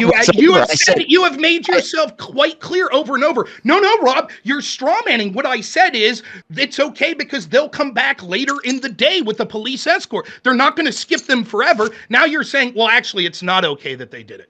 Hold on. No, those were for scenarios where you're bringing up some counterexample, and I'm saying that in that scenario, yes, if they did that for Republicans, they would have to do it for Democrats. But you're saying, oh, so then you think they can just leave them forever? And I said, no, I didn't say I could leave them, that they could leave them forever. If I said the word forever anywhere in this stream, can you point it to it? Can you timestamp it? Yes, you said that these people just do not get help. You said that numerous times, over and over. These people just don't get help then.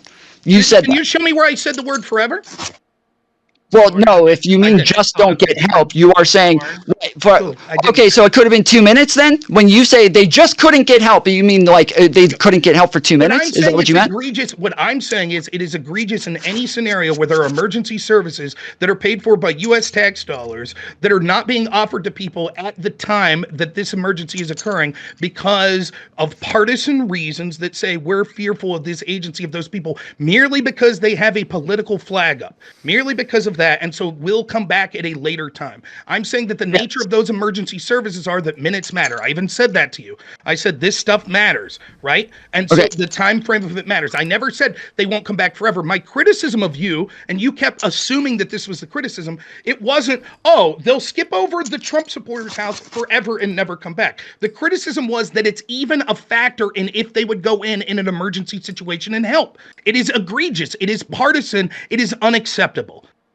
Okay, I initially was arguing against the idea that this was partisan. I don't think it's partisan. That's what I was arguing against. Define partisan. But hold on. But I do think that she should have been fired. I'm glad that she was immediately fired. I'm glad she didn't actually have time to skip over houses, because that is a fucked up thing, especially if they didn't actually send out a message saying, like, hey, we have to skip over these, but somebody else is coming behind us with a police escort to go over those houses or anything like that. If they don't actually say any of that shit, then yes, she should have been fired fucking immediately, and I'm glad that she was, because it was a fucked up thing. Partisan is where it's going to be based on your actual political beliefs or based on you being a Republican. I would say that it doesn't get more partisan than saying I'm not going to do my stated job and offer emergency aid in a timely fashion, and the only reason is because they have a political sign up from the other party. I would say that's as clear of a definition of partisan as I could imagine. So if they had a swastika up and a Jewish person was like, you know what, I don't want to go there. This is something I'm afraid of. You would say, you know what, they're just afraid of their party and the people there. They just don't like their political beliefs, so they're going to skip over them. Not that it's specific to a very specific violent type of rhetoric that they're using. No, I don't think that there's any comparison whatsoever to someone having a political sign from one of the two major political parties to having a swastika. I also think that there are problems. I don't think it's comparable either. I'm asking you a question. So partisan has to do with favorship of a political party, not of a racial identitarian group. So, for example, if you said you might as well say, what if they had a San Francisco 49er flag up and you were at a San Francisco 49ers game one time and someone punched you, and so now you're fearful of San Francisco 49? Isn't that partisan? No, that's not partisan. We might say it's bias, but it's not partisan because it doesn't have to do with political ideology. Right. Right. I'm saying. Thank you so much. Thanks, Stardust. Have a good night.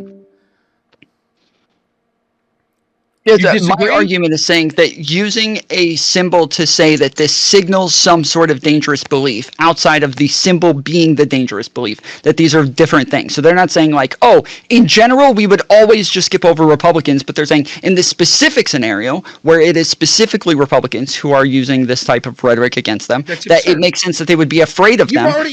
Again, I'm not arguing that they should skip over them. So I don't want to, I feel like I'm going to have to keep repeating this now at the end of everything anything since you came to that conclusion that, yes, I'm still not arguing that they should skip over. You've already proved, you're claiming because you've been pinned down, you're now trying to claim that you haven't made excuses for this, but you've already done so in the fact that you said there's a difference because, well, in general, the rhetoric... I'm arguing against what you're saying. I'm saying you're just wrong. I'm not making excuses. You already made differentiations to the fact you said, well, the rhetoric against Trump, even if it's incredibly violent, etc., or against, Republicans, that's different. That rhetoric's different. That rhetoric's been going on for so long that it's not unique now. So it would be different. It would be worse in the situation where executive agencies under Trump didn't do this, because even though they might say, well, I'm fearful because I work for Trump and I heard about how Trump's a Nazi and we need to fight back against them and you need to kick everyone out of your life and they're coming to lock up all of the gay people and they're coming to kick out all of the Hispanic people. And so I'm fearful to go in there. You say, no, that wouldn't be the same. That would be worse if they did that. That shows that you're employing a double standard based on your partisanship. So one, you were wrong that this wasn't based on partisanship. You can't defend it. And second, you're wrong that you haven't made defenses of it vis-a-vis if Trump did the exact same thing. What I'm interested in is a single standard that we use to employ all of these. I just said that you're wrong on the fact. That's all I said. You're wrong on the facts. It is partisan. Okay, that's what I argued against, but that's it. I'm not excusing it, and I've said over and over that I think that they're wrong and that they shouldn't be allowed to do this, and I'm glad that she got fired. And I said that from the beginning, but I did say that it's just not partisan because it's on the basis of rhetoric, not. Why would it be worse for Trump? You went through great detail about this. Can you explain again to us all why it would be worse for Trump's FEMA to do the exact same thing? What is the exact same thing in this scenario? That someone from Trump's, people put out a memo at FEMA from Trump after a natural disaster and say, hey, we have to be safe when we're going into certain communities, and it's not safe to go into places with Democrat signs because of the violent rhetoric they've had against Trump and his agencies. It wouldn't be different if they actually think that people are going to go after FEMA workers because of Democrats' rhetoric against them. That wouldn't be different. That would be the same thing. So you would feel the exact same way if Trump agencies do this? Yes, I would still say that they shouldn't be allowed to do it. Correct. It is what I said. It is not. Yes, it is. I'm arguing against your argument that it's partisan. I'm not arguing against whether or not they should be allowed to do this. So you can go watch my coverage on this too. When it happened, I said, this bitch should be fired right away. And then we found out that she was fired right away. And I was happy about it. That's interesting. What you've said in your channel is irrelevant to the discussion we're having here. The discussion I'm saying your position is consistent, and I didn't change my position. You painstakingly went through saying how it would be different if Trump's team did it, and worse. As a person, no, I didn't. Not on that scenario. No, I didn't. You did. Stated, he's been consistent from what I can hear. He's not been consistent. He stated specifically that I asked him specifically. I said the rhetoric against Trump's been worse. They've talked about how he's going to round up all Hispanics and he's a Nazi and there's been assassination attempts. And Tom said, yeah, but that's been rhetoric that's been going on since like 2016. No. And the difference is one is against FEMA. The other one isn't. If his executive agencies went in and used that as an excuse, that would be different because that rhetoric's been going on for a long time. That's what he said. Yes, when you gave an example that actually included FEMA, if Democrats were saying things against FEMA, I said that would be the same. So I was consistent in the case that, yes, when it was actually direct attacks on FEMA, that I said that it was going to be the exact same thing. So just to be clear then, ICE, any agency from the Department of Homeland Security that's under that purview, you hear, we've had Democrats call them Nazi encampments, ICE facilities. So you would be for ICE not doing their lawful duties, for example, as enforcers of the law, of going in an immediate situation if they see like some sort of crime being occurred against someone who lives in a home that has a Biden sign up or a Democrat sign. You would say they're rightful to be fearful, and so they shouldn't have to uphold their oath in the moment when it matters, or it would be as reasonable as this current situation with the FEMA thing. It's a fucking joke, Tom, and you know. I don't think the FEMA thing is reasonable. I think that it's different than the way that you're portraying it, but I don't think it's reasonable. I think that she should have been fired, and I thought it was a disgusting thing for her to do. Okay, and so if just to be clear, then we'll finish up with this. Just to be clear, then, so if it was more than just her, if there was other people at the agency, as she's claiming, that said, here are some factors that will contribute to your safety, and you should not go into these places, and one of them was signs of being a Trump supporter, you would say that that's an outrageous abuse from FEMA. Yes, yes, of course. The encampment statement, it wasn't a judgment against ICE. It was a judgment against the conditions of those locations. It wasn't saying ICE, you're a bunch of Nazis. It's saying, looking at these encampments, it looks like a fucking Nazi concentration. Nonetheless, that could be a subjective view on it, and as to what they thought about. Clearly, what they were but listen. The conditions of the people in those areas. Listen, that could have been their reason. They could have subjectively felt that there were concentration camps. Something. How is it this hard to get you to admit what is obviously fucking? If you literally wouldn't interject in the middle of my sentence, I would get to what you're saying. I disagree. You're always talking. It's the only way to talk.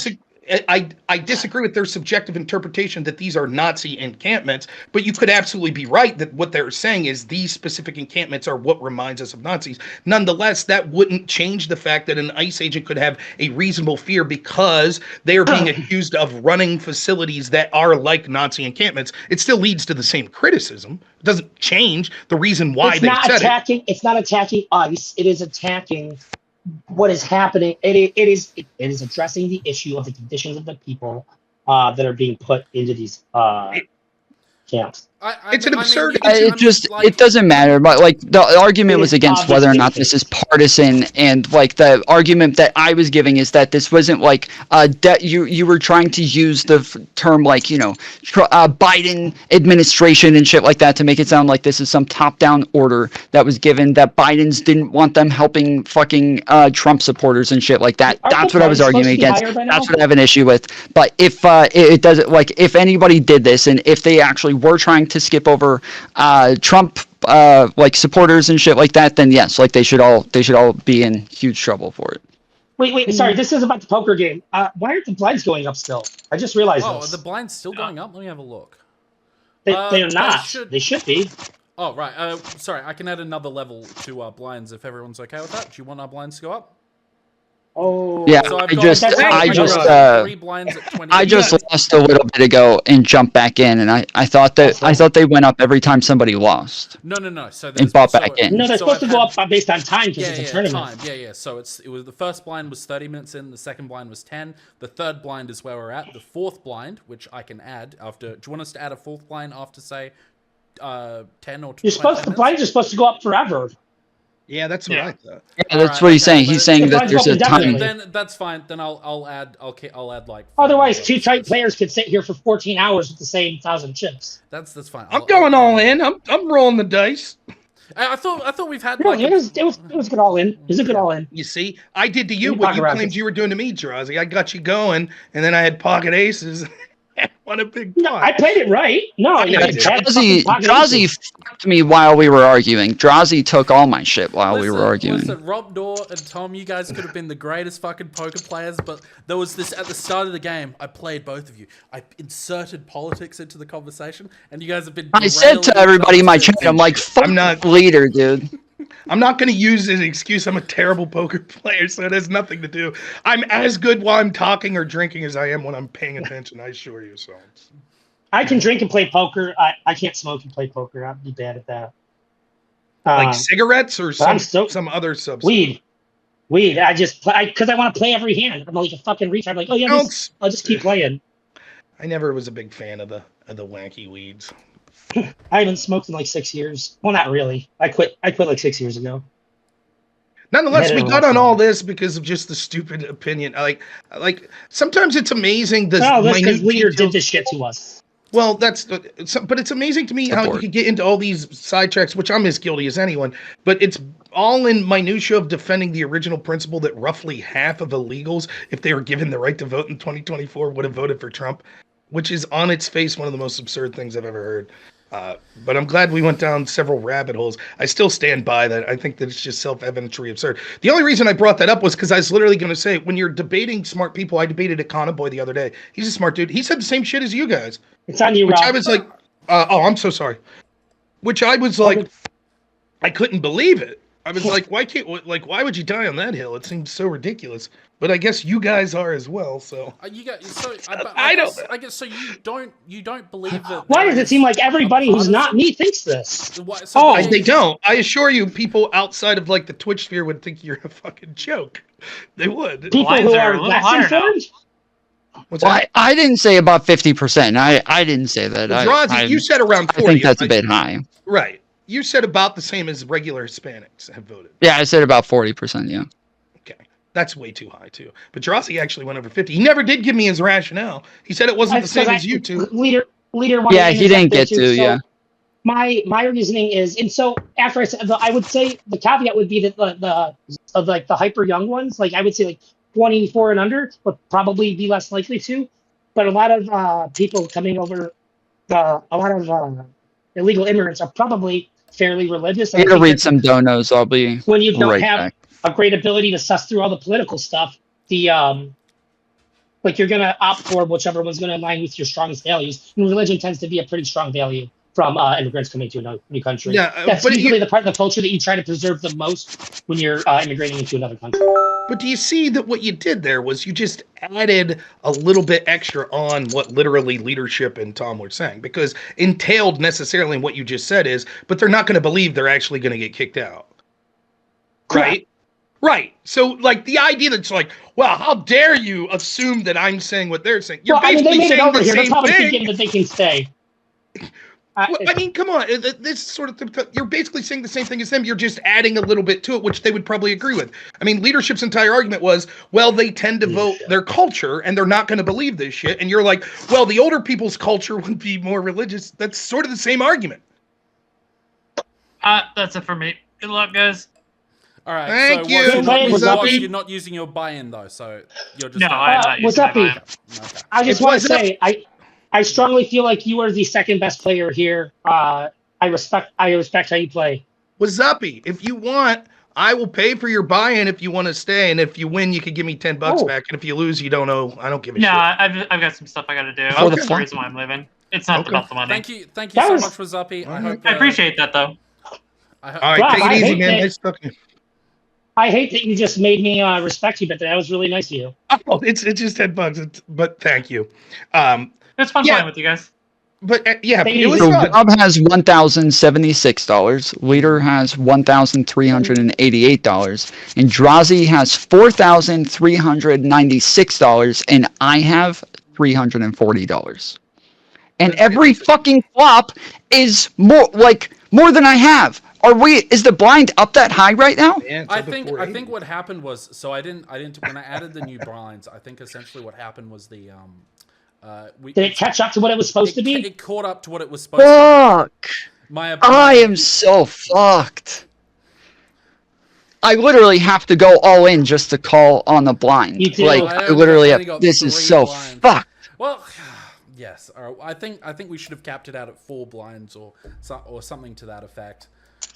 I'm cool with what I'm in no hurry. So whatever you guys want to do. But when you have people being able to rebuy, you do have to have it continuously go up. Otherwise, considering our initial start stack, the blind will effectively go down. Considering our initial, I think like a buy-in at this point is now what is it? It's 1/3 of a buy-in for the game. You're paying $10 for 3 hands. Well, that's where it was before. So perhaps you should have done. That's what I was thinking, is that you would only go up every time somebody buys in. That's how I would always do it. Is blinds go up every time somebody buys in, so that it's like the more money that's in there, the more the blind is, so that it's actually like comparable to the overall money. That makes sense. I just never seen it run that way in a tournament. Oh God damn it! That. Come on! Wow, he does it. Ace high again. How dare you let Rob get this close to my fucking stack? Close to Drazi now. Yeah, Rob has 3,000 now. Leader just went to 0. I just went to $20. I'm so fucking shit. I would guess though, if I get one-on-one with anyone, they'll crush I'm all in. I'm all in. Fuck it. I'm all in. Tom, Let's go. Let's go. Let's go. Let's fucking go. Oh shit! You gotta be fucking kidding me, dude. We both had pockets. Fucking shit, dude. Alright, well. Oh wow, now it's been fun, guys. I already bought back in once. No, Leader. No, listen, $10 for 3 blinds. It's a little bit too expensive. Yeah, if he buys in 1,000, he can only do 3 blinds before all his money's gone. So it's why don't we lower the blinds? I agree now. with this criticism. Why don't we lower the blinds? So that's not very fair to Tom. Yeah, I was about to say, you can't, now that I literally just went all in on a blind, like. Oh no. There we go, Rob Noerr. I did straight oh my God. top pair. I think I made the right play there. I thought it was 200 something. Rob got 6,368. Drosky's got 1,152. I think we're. I didn't realize you went all in. I'm sorry. I wasn't trying to be sneaky. I had top pair and a straight draw. I figured it was worth it, you know. Well, I looked at the board. I thought it was like 200 something. I was like, yeah, I'll do that. And I was like, wait, what? Oh my god, or 300, whatever I thought it was. Not that. Fuck. Listen, I want to say, Rob, you've been absolutely tenacious. So, you know, this has been, from my point of view, thank you so much. Fun. I enjoy this. Yeah. I don't look. I hope everyone understands. I said this in the Discord chat too, right?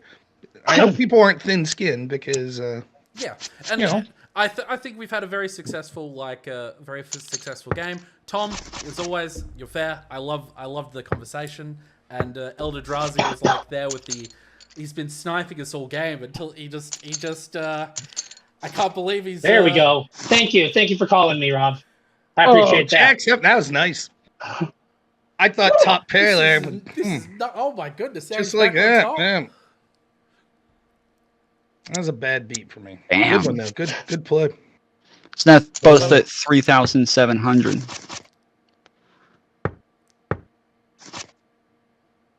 I'm out here representing the left here at the poker table.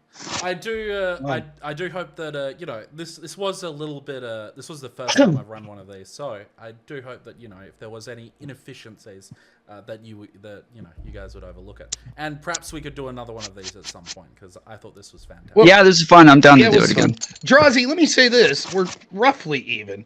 Can I? Hey, Rob, you want to split? Well, we can. Let's play it out, but I don't mind splitting. But I was going to say I don't feel like buying back in at this point with as much money as there. You know what I mean? But we can split. I still think we should play it out, but I have no problem splitting. Yeah. Play it out for the pride, but we'll split the winnings. Okay. Yes, I'm fine with that. Right, so we got to split. So just so you're aware, so that split is between you two. Everyone else is sort of going to be sending it just to the winner, and obviously you guys will have to organize the difference between. Yeah, one of y'all go ahead and send me your PayPal so I can send it to you right now, because my bookie's going to be here to break my fucking kneecaps pretty soon, and if he sees there's money in my bank account, it won't be there for long. So I gotta get rid of it. I will try to here. Give me a second with some downtime, and I'll try to send you my PayPal. I already sent it. Where do you want it? Just in the Discord chat? Yeah, sure. Why don't you just send the money to Elder Drazi, and then he'll, even if he wins or loses, it don't fucking matter. We'll square. Okay. Yeah, so I'm sending him 20, and then whatever you guys split afterwards. All right, I'll send Elder Drazi 20 as well. I didn't do a buy-in, but I think Woz doesn't have a private PayPal. Sorry, he doesn't have a. Do we need to take into consideration PayPal's going to take some of the money out? You just do friends and family. Or we just send friends and family for sure. I don't know shit about all that, so yeah, Tom, I don't really use. Disappointed in the Discord and the group you made. I was talking shit to you because I thought you'd be fun and talk some pregame shit with me. You talked no shit. What? Oh, you're talking about the group chat? Yeah, I targeted you out because I thought you'd have some clever words. My whole server fucking hates me, dude. I literally never check Discord. Like I don't ever look at like social media in general. So I kind of suck at this shit. That's fair. Oh, I keep needling you, and when we both have nothing, I think it's like I know it. What's well, these blinds are high enough. I'm gonna have to make a move. Lying about kneecaps again, yeah. Shit. Oh, okay. Do you have a good one? Man, I didn't. I think it's okay. It's my my favorite hand that's not good is Queen 7 suited. It's not a good hand, but I like it. You're lucky with that. But that's what I had. I like to see where that Queen 2-5. Just won 160 on the old 2-5. I had you one up on each one. I had 3-6.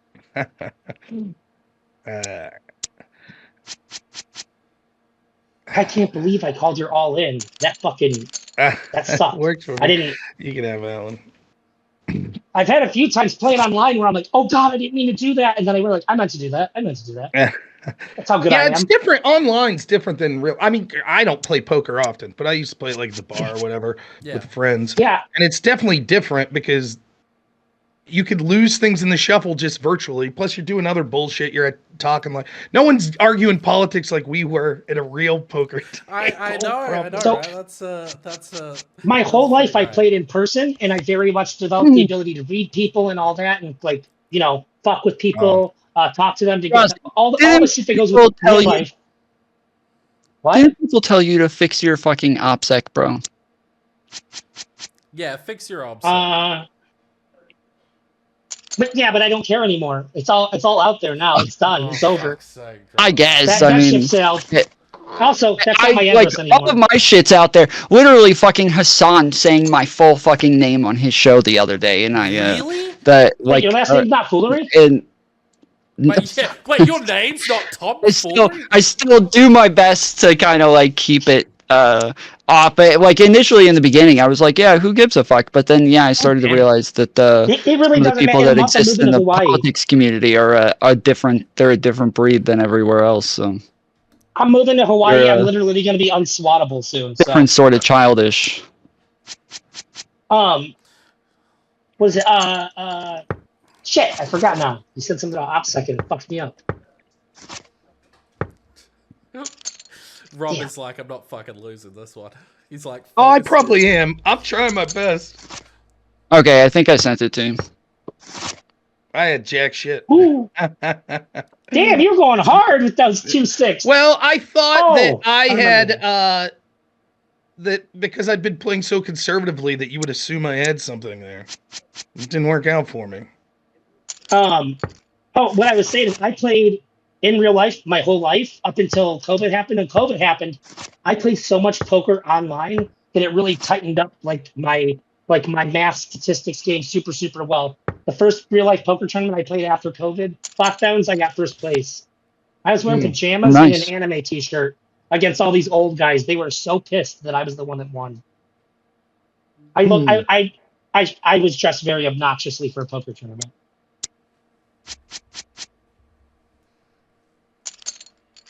All right, let's do her.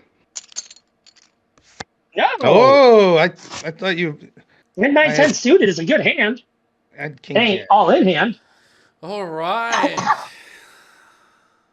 We could be here a while. I don't want to be the one that lost to Rob Noerr. I'm trying. Well, everyone else already has. Technically, you already did. Let's be fair. Most people lost to me. You already admitted to losing to him on the last one, right? Yeah, it's true. On the debate. Yeah. Let's do her. I do think that like games of poker are sort of like they break up the political discussions a little bit, and if you're not focusing on what you're doing, you're going to lose the game. Yeah, it's fucked up. I'm sorry, Tom. Oh dear. Tom, next time you have like a regular kind of call-in show that's not on a set thing, I'd like to come talk to you about. I think I just have like a lot of policy ideas that I think that we need to start pushing on the left, and I think that they're pretty bipartisan. Okay. That's right. I think that you're talking about it. I mean, I do call-in shows pretty much literally every day. So, but Rob, I was going to tell you, I don't know if you've seen this, but so have you seen the you know what the shorts chat or short streams are, right? The vertical streams on YouTube. Yeah, I do some shorts. Yeah. So you can actually set it up. I have it on my OBS to where I'm dual streaming to both at the same time. So there's 2 streams on YouTube at the same time. And the one that goes to the short streams literally gets like over 100,000 views pretty consistently. And is just fucking, hundreds of people sitting in there every day. And it is by far majority Republicans. Like it is like hardcore conservatives in the shorts chats, I would say 80 to 90% for literally all liberals. Wait. So let me ask you here. They're watching live, or they watch they're more likely to see it afterwards? No, they watch it live. They don't see it afterwards. So you're streaming right now. You're streaming to the shorts and the. Yeah, so I'm doing both, but then once I'm done, the the landscape stream will stay up and people can still watch that one. But the short streams ones, they don't even like get into the algorithm. They don't even like, they're just not seen at all unless somebody goes to your channel and looks for it. So I have the short streams automatically go unlisted afterwards, but they're literally just like the same thing. So on my OBS, I have actually, let me see if I can share the screen with you guys. It's really cool looking the way that this is set up. Tom, would it be possible for you to raid your like short stream into your big stream at some point? It has some problems with raids. It actually has some issues with raids, but yeah, I've got a share screen up. You can see there's 2 separate streams here, and if I switch from one screen to the other, they both switch together. So I set each one up to align with one another and do the same things. And so if I switch from one thing to another, they switch at the same time in sync with each other. And you've got some insane technical know-how to get this done. This is nice. It is. Do you ever see what trends on the fucking difficult YouTube short streams? There's a YouTube short channel that just has balls bouncing, and when it goes through the gap of a circle, there's all sorts of drops a ring. Yeah. And there's like 600 people live, and they're donating and shit. I'm like, just thinking about some of the high effort streams that I've done. I'm like, maybe I just fucking stop.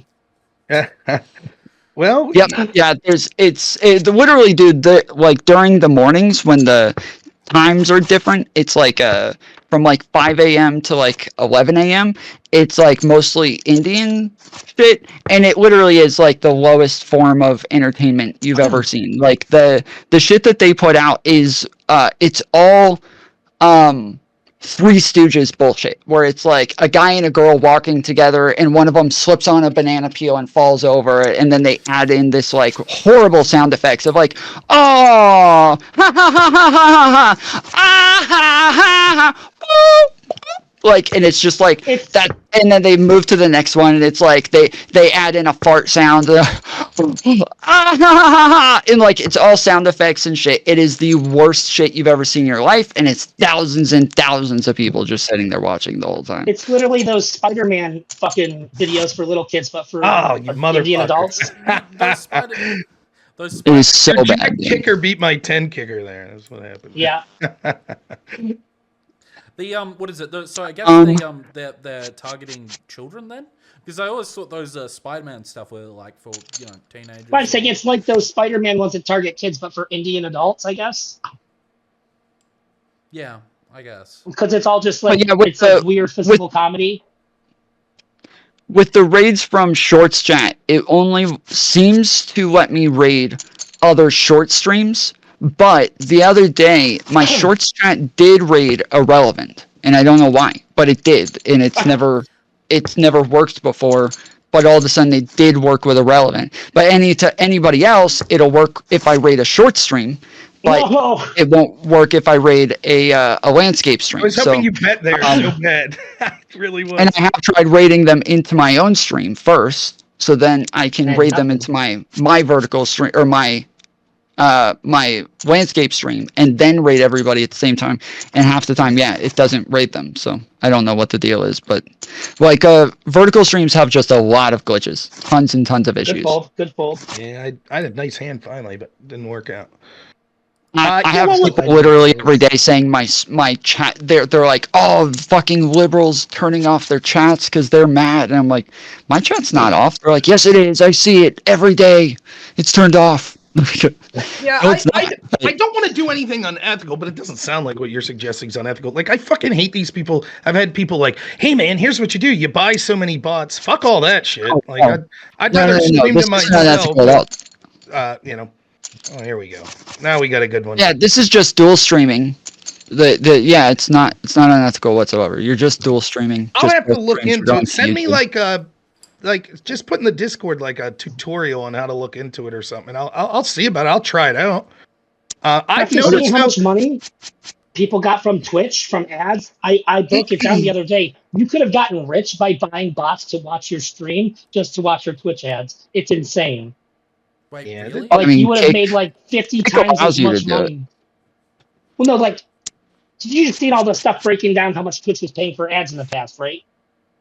Yeah. When I was on Twitch, dude, my first month being monetized, I made like $300 just from ads alone. It was insane. If you had 10,000 bots watching you and you just did like, if you just like, I'm gonna stream my life 24/7 for a month, you would have made like $1 million. It was insane. Rob, are you on Twitch, by the way? Yeah, I do. I don't do so well as a conservative on Twitch. So I maybe average like 20, 30 people watching live.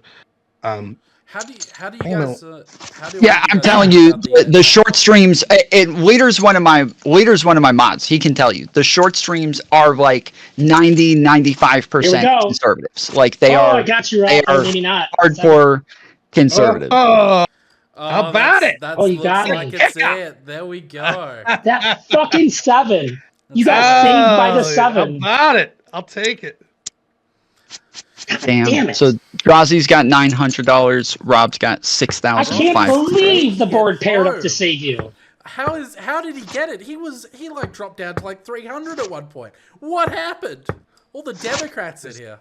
I wanted you to push me. Nah. How did you not try to bully me out right there? Because see what you're as an experienced poker player, what you're not taking into account is how shitty I am. See, so I'm not doing what I'm supposed to, and it's fucking you over. It actually is true that it is harder to play against people that don't know what they're doing for me than people that know what they're doing. That is 100% accurate. I believe that. Hey, Rob, Drazi, what do you guys think of the adpocalypse on Twitch right now? Oh, I win! Oh shit! Well done. I could stick around and talk a little. I don't mind that. But I've seen Pirate Software break it down and said that actually ads dip down this time of the year every single year. Well done, Rob. Congrats. Good job. Good job. Good game. It was fun. All right. So I've got just to be clear, I think Waz is gonna send me some money because he doesn't have private. So I'll send you, Rob, the $20. Yeah. Wait, there's 40. So it's 40 totals. The pot. Everyone paid and plus. So not everyone bought a buy-in. So for example, I didn't buy a buy-in, and Waz didn't buy a buy-in. Stardust did. It was 10 each. So it would be 20 from me in leader to Drazi, and then 20. Or sorry, it would be there's only 30 from the other two, right? Right. Because the other guy didn't buy in. So hold on. So I didn't buy in. We had 6 people total, right? No, okay, that's right. You didn't buy it. 6 people total. Yeah. And 2 of them bought it. Okay, so that does make it 30. So it's 30 each. But we don't pay. Drazi. Right. So it's 30. So it's 30 to each. There should be 60 total. So I already sent 20 to Drazi. So if leader sends 20 to Drazi, he's got his 30. And then Stardust has 20, and then the other guy has 10. So that's 30 to Rob. So I'm covering the other guy. That's why I'm 20. So just so you. Yeah. So you need to reach. Can you get a hold of Stardust and have her send either me or Rob 20 and we'll send the other person 10? Well, no, she has to send hers to Rob because she's 20. So she has to send hers to Rob because I already sent you my 20, Drazi. Right. All right. So maybe we should. I think it would just be simpler if we just send everything to Drazi and Drazi sends half to Rob. That's fine. Yeah. So that's absolutely fine. Yeah. Okay. And, so it doesn't even have to be like that. That's you don't have to do that. Literally, I'm telling you. Hold on. I'm telling you. Drazi only needs $10 more. You send him 10, and then you send Rob 10, and then Stardust sends the other 20 to Rob. Yep, that just makes it way simpler. Let me find my PayPal. I'll send it. Leader, if Rob and Stardust don't have a good way to communicate, you can just tell her you need it, and then you can send it over to Rob too. I'll do it. So I'm sending both of you 10. Stardust is sending 20 to Rob, and we're good. Okay. Where the hell do you find your PayPal name? You'll need to give us your PayPal email address, actually. Yeah. So that's the one we'll name. Now, mine's just. I use my. Fun fact: you're a lot less likely to get hit with the fee when the people are sending if you use your PayPal.me link. That's what I've been using for my fundraiser. If you use your what? PayPal.me. It's like PayPal.me/ and then whatever your username is. Okay. I've never had anything feed on that ever. You've never had a fee on it? Yeah, I use Stream Elements. and they allow me to connect my PayPal, and then I use that instead of like super chats. And by far the majority of like my my donos and everything come through tips instead through Stream Elements. So I just put a link in my description, or I put links on like my channel and shit. And yes, by like all I would say. I want to say like 80% of my my donos now come through there. It used to be like 100% for a long time. It was like all of it came through tips. So I put my paypal.me/@Robert username. Okay, so that should work. Can someone click on that and see if it worked? You don't have to send the fucking money now or anything, but I put it in our group chat there. Oh, I don't know if you use the @ Oh, so okay. I think you just dropped the @ Let's okay. See. Yep, that was the issue. Okay, so just dropped it. Okay, I'll resend. Just so. Yeah, I'm probably gonna go watch the hearings, because there were just hearings from the FEMA stuff the other day, and I read a couple articles on it. And so yeah, I wanted to go skip through and watch some of the testimonies and see everything that was said. Are you free to chat tomorrow? Sorry?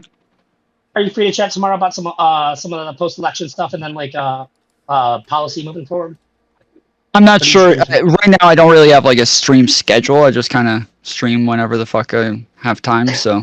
Well, listen, if you guys want, I'm open to this. Like, you guys seem friendly enough. If you want to pay me like a monthly fee to teach you all how to debate, I'd be open to do that. You know, if it's something that, you know, you think you guys could use a little help to learn, little tips.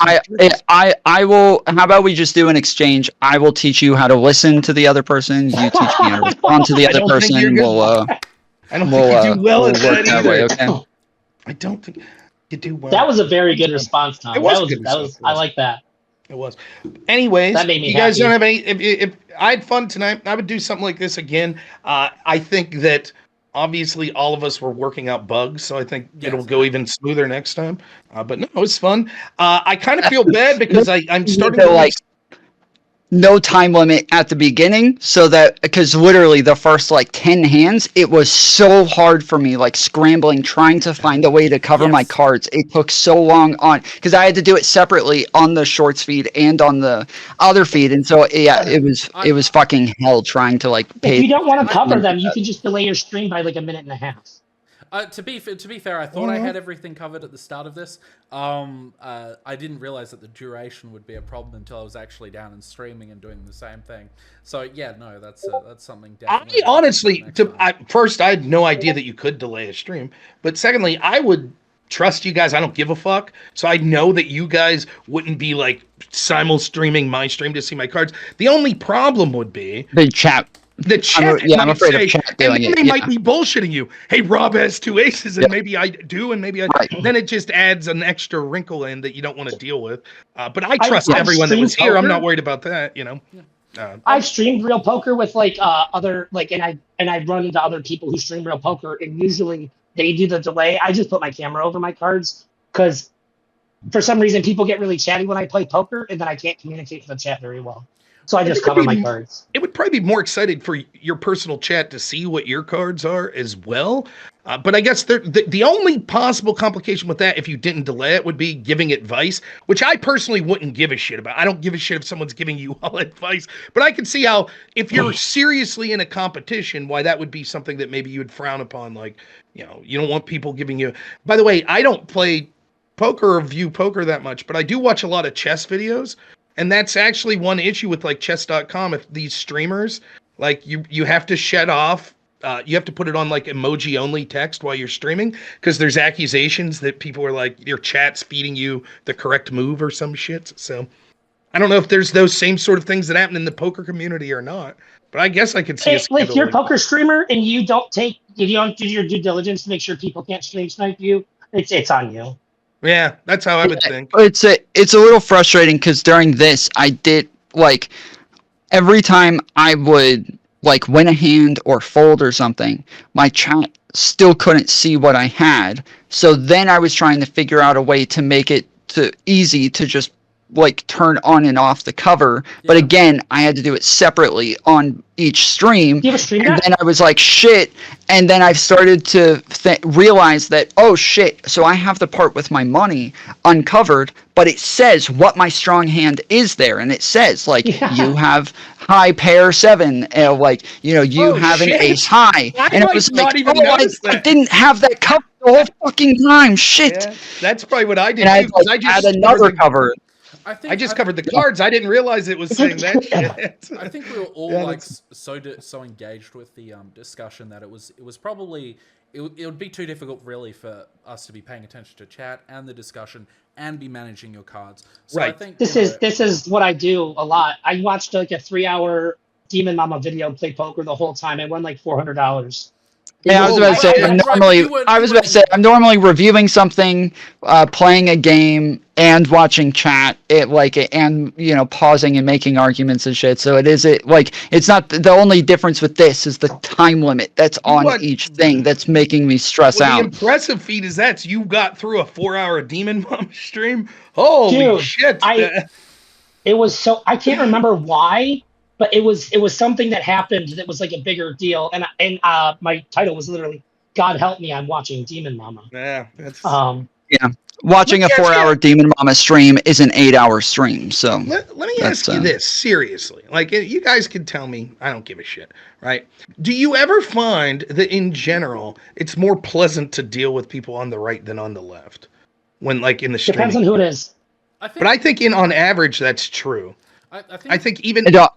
I think I mean, in my experience, that when like, and again, leader can testify to this. Like, when we have like the right like flooding into my chat, I can be on like the most like fair, charitable, like trying to like reason with these people sort of shit, and it's all just like, fuck you, Trump won, you guys stole the election, you still too big to. I don't mean random chatter. I'm talking like the people that are streamers. Yeah. Well, I was about to say, I don't really talk much to streamers very often. I do call-in streams every day, so I would say so like there are people. I would say in general, it's probably yeah, they're more willing to have like a cordial conversation, whereas it just depends in general, because like there's not a lot of right wingers, and so because they are a minority, sometimes they are like more willing to be more aggressive, whereas like if I go talk to a Kano boy, he's always super chill and super calm, pondering politics. Like a lot of these guys, they're always like, you know, really chill. It's not just chill, that's part of it. It certainly is, but like I've never worked, like I've even debated right wingers that I really find a lot of what they think grotesque. Like I've debated Richard Spencer, complete gentleman. When I debated him, he is very polite lately. You know, like it doesn't change my perspective on his ideology, but you see what I'm saying. But there are lefties that I debate that maybe politically we're not all that far off, and like it'll be shit like they're coming for the throat, and I don't mean just like, oh fuck you, you're stupid. That shit's not, I mean shit like, I'm gonna call your work, I'm gonna find out where you live. Like their communities just go fucking crazy and ape shit on me. I get mass reported. I've never had that happen with people on the right, even those that I disagree with. I think if you're talking, I've had that happen with people on the right for sure, but it doesn't. Most of the people who are doing it to me aren't even people who are like all that politically involved or anything. They're just kind of like trolls and like shitheads, you know. Well, and I got someone in the chat. I will put this caveat: like maybe the Groypers, it's a different situation. I haven't dealt with them much, so maybe if you get into that world of shit. But just in general, even like hardcore right wingers that were yelling at each other, it's never been like that. You know, and I think a lot, maybe it just has to do with in general with more the left wingers I've debated have bigger communities. And so even if it's not the fault of the streamer, it feels like it's more toxic. Like, for example, Destiny's community. I don't think Destiny fucking is in charge of everyone in his community. But if you run afoul of them, that's going to feel different than running afoul of me. Even if person for person, my audience is just as shitty because I have 100 people watching as opposed to 14,000. Right. So it's going to feel different to the person on the other. Maybe that's the case. I don't know. I feel the actual interactions. I would say that I feel like on the people on the right, I can get them to make concessions about certain things a lot easier than people on the left. But however, the thing that's annoying about debating people on the right or having And he's gone. You just froze. And he's gone. Cool story. What I would say is that people on the... This is the annoying part about debating people on the left, is that right there. For God's sakes, leave leadership talk! What I would say... His name's Leader. There's no ship. He doesn't have a ship. He is shipless. Thus far. What I would say is people on the far left, I think, I would say they're less open to you having different ideas. And I would categorize a huge amount of people in the center as being perfectly pleasant to talk to, left or right. I'm not really sure. I haven't talked to much people on the far right before, so. But I would, I've been lucky. I think I've certainly I've dealt with shit where I can't blame a streamer, but and I won't say any names, but I can say I'll generalize and get in trouble on Twitch. It had to do with a lot of trans debates. I don't think my takes are particularly egregious, but I would get shit fucking mass reported like crazy. And all of a sudden I'd get community strikes on YouTube videos. I got 2 community strikes on YouTube videos I did 2.5 years prior. And it was just me saying, I have COVID. Here are my symptoms. And I got it for medical disinformation 2.5 years later. That's and it's not the left. That's right. Well, I understand that. It's not representative of everyone on the left, but it's I'm not pointing my finger at that particular streamer. With the COVID shit, because I literally got. I think I've gotten 5 different videos taken down for COVID. I've gotten numerous strikes over COVID. I've had similar issues, and I also had issues with the trans stuff as well. But I think that was 2 years ago, and it seems like the trans community is largely policed themselves over the last couple of years to where they kind of had a changing culture, hopefully. I try to be as generous as possible in that I'm not pointing to a particular streamer, right? I don't think, look, are there streamers that maybe encourage their audience to do unethical shit? Maybe, but I haven't directly seen that with anyone I've debated, so I'm going to give them the benefit of the doubt. But you do have to weigh that in as a calculus if you want to interact with that person again, right? It's it's not your fault necessarily as the streamer, but when I interact with you, I get mass reported, or I get phone calls to my place of work. At some point, I have to say, it's not worth my time, and I'm not trying to run or anything like that, but you have to make a calculus where it's even if it's not your fault, it just seems to be I had people, even on my work, when I was on Twitch, and then they also, mass reported me, got me permanently banned from Twitch. They sent, shit to my bosses and all sorts of shit. It was, it was a whole fucking thing, but yeah, that was... That it does seem like there's been a lot of, especially with, because when I first came on the Twitch, I was just talking about this yesterday. The fact that when I first got there, I was invited on every fucking panel to all sorts of debates every day. Everybody, I was like a fucking unicorn because they hadn't really engaged with a centrist before, and I was at the time the word liberal was a bad word. It was it was a slur. You couldn't be in the center. I was very, very conservative and kind of coming out of the far right, but didn't like Donald Trump. And so I was, this very different person at the time that they all kind of freaked out over. Whereas now, obviously that has drastically changed, and now it just is a bunch of fucking established pro-establishment liberals that are all that have kind of taken over the space. Did you have a car wreck? Did you fall on your head and get dumber? How did you change to become more left wing? What happened? I mean, probably the biggest difference is leaving Christianity. That was one of the major differences. You'll come back. We'll get you. We'll get you. But I was I was a Richard Spencer fan. I loved Richard Spencer, Stefan Molyneux. I was very much Here's the deal with Stefan Molyneux. I used to love these Stefan Molyneux videos where he would bring this guy on. His name, I still remember it vividly. His name was Dr. Duke Pesta. And all they would do was analyze Shakespeare plays. I didn't even know he talked about politics. I just stumbled upon one of those videos once and was that's pretty fucking cool. 2 guys talk about Shakespeare in a way that I've never heard people say. How could you apply this to your life today? What could the story of Macbeth tell us about what it's like to have confrontation at your place of work today? I thought that shit was cool. And then, the guy just disappeared, and I was like, what? And they're oh, it's sort of a bunch of, white identitarian politics. I was like, by the way, I'm not besmirching him. Maybe everything he said is totally reasonable. I can't make a judgment. I never saw it. And he just seemed to disappear into the ether. I was like, what the fuck happened to that guy? But I think that's the first place that, I saw Mike Cernovich. I believe was on Stefan Molyneux's show. Rob Noerr is like a deeply passionate about Shakespeare guy. I did not have that on my bingo card. Became more. I'm very ill-read, so it was entertaining to me because I wasn't. I did do a spoof of Macbeth when I was in high school. We did instead of the fight at the end with Macbeth and Macduff, we did a wrestling match, and I was Macbeth and my friend was Macduff and gave me a tombstone pile driver. It was good shit. But I grew up in a Christian nationalist house. So for me, my politics growing up was already kind of far right.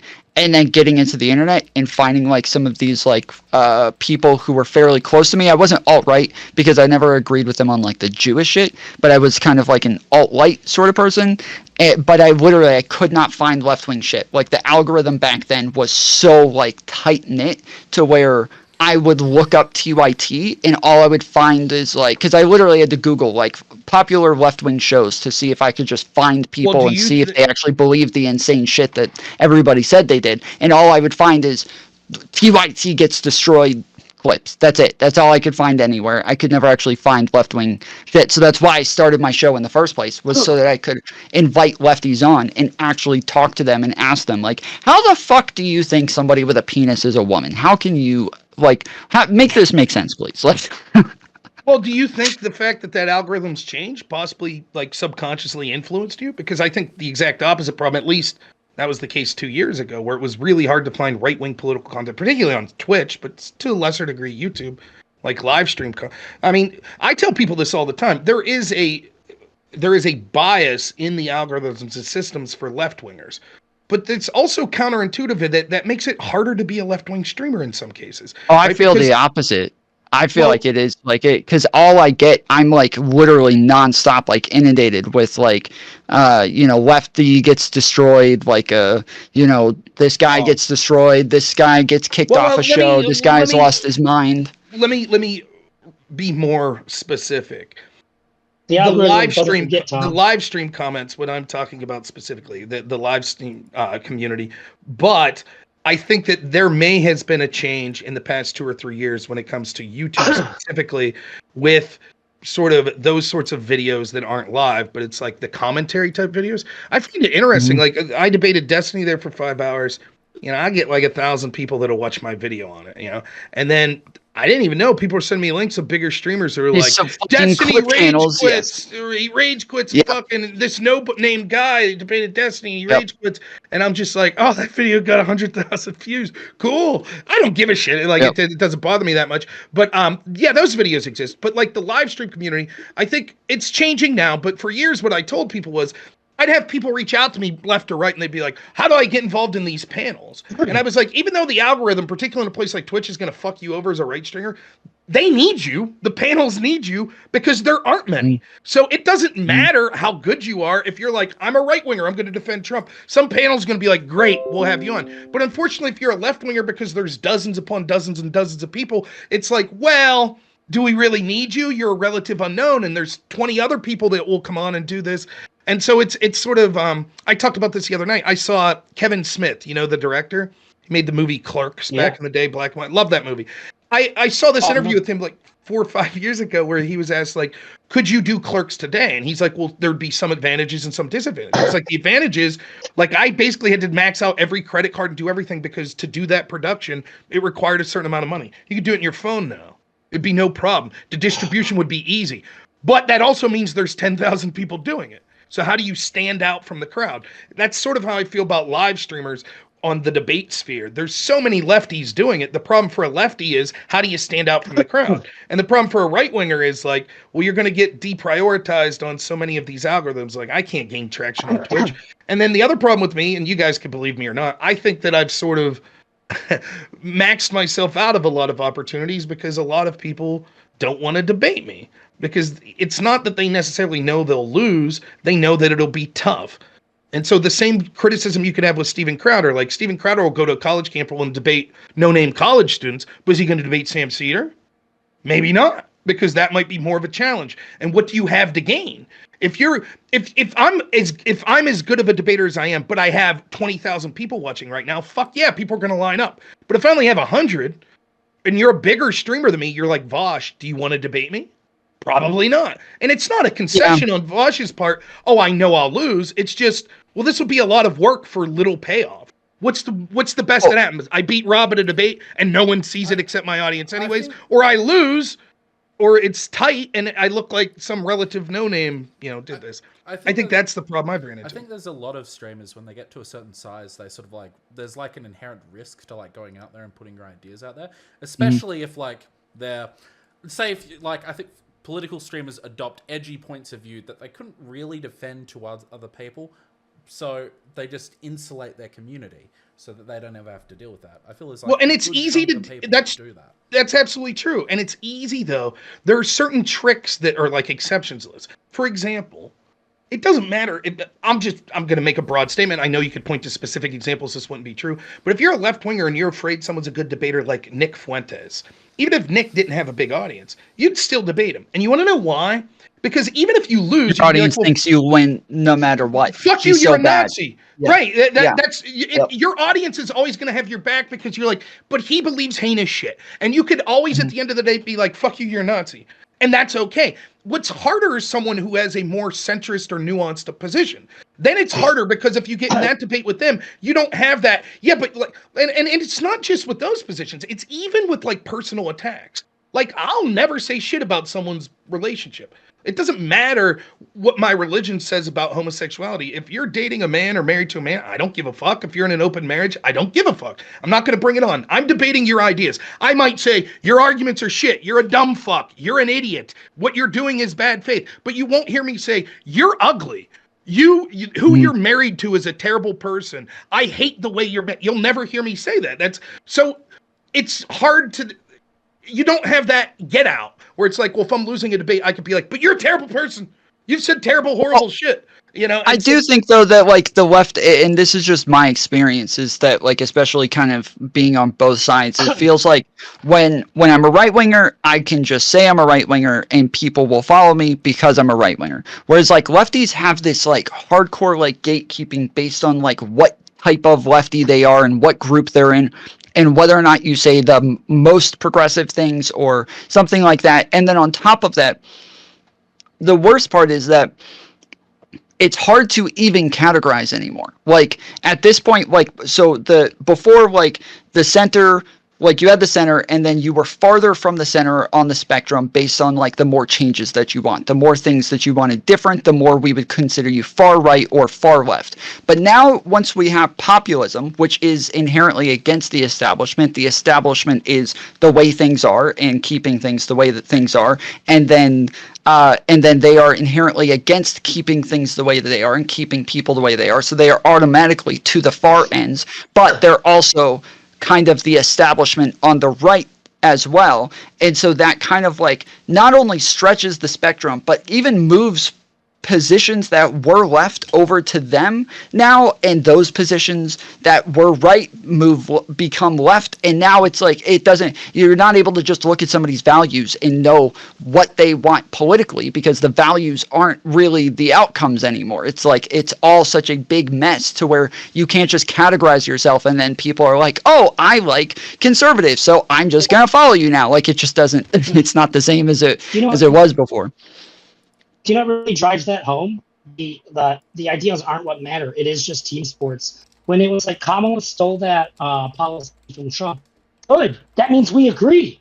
Can't this just be a good thing that we're being bipartisan here? No, it's something bad happened. No, it is a little bit different when you're talking about whether or not the person's able to come up with their own policies and their own ideas. And if you were actually copying all of their shit, that it would look like you're not an actual leader, that Trump is the leader and you're the follower. That's what it would. That's more fine, the message, right? But I have not heard that nuance at all. If that people want to say that, they can say it, but then it should still be, I support that position of hers too. You're lagging a little bit. Well, I'm just saying that is what's being communicated. I'm just saying that, like, if they say she's copying Trump, that's what everybody hears is, oh, she's a follower, he's a leader, he's the ideas man, he's taking it from me. Elections are different. I understand that, but I haven't heard a single whisper of, like, I'm glad that both sides have this bipartisan position. That should also be a part of it, don't you think? Well, yes, but the problem is, by its very nature, and it's hard to criticize people for this, elections do have a game theory to it. And so people are going to look at it, unfortunately, in election season. They're not, when it comes to, I want my side to win. And I understand why they do this, and I do this as well to a degree. You're saying, I need to do what I need to do to get my side across the finish line. Hopefully you're not lying or being unethical, but you're not going to look at things and say, well, she's now agreeing with this policy, so that's good, I'll drop it. You are going to say, well, what does that mean? You're going to look at it in the light of like, well, she's following. Is this really a priority of hers? What do we know about the rest of her policies, etc.? So I see what Tom's saying. But I will say to your point, Elder Drazi, it is seemingly increasingly rare that people legitimately want the opposition to do well for the country. Like that's something that I heartfeltly meant in 2020. I fought real hard for Trump to win. Trump didn't win.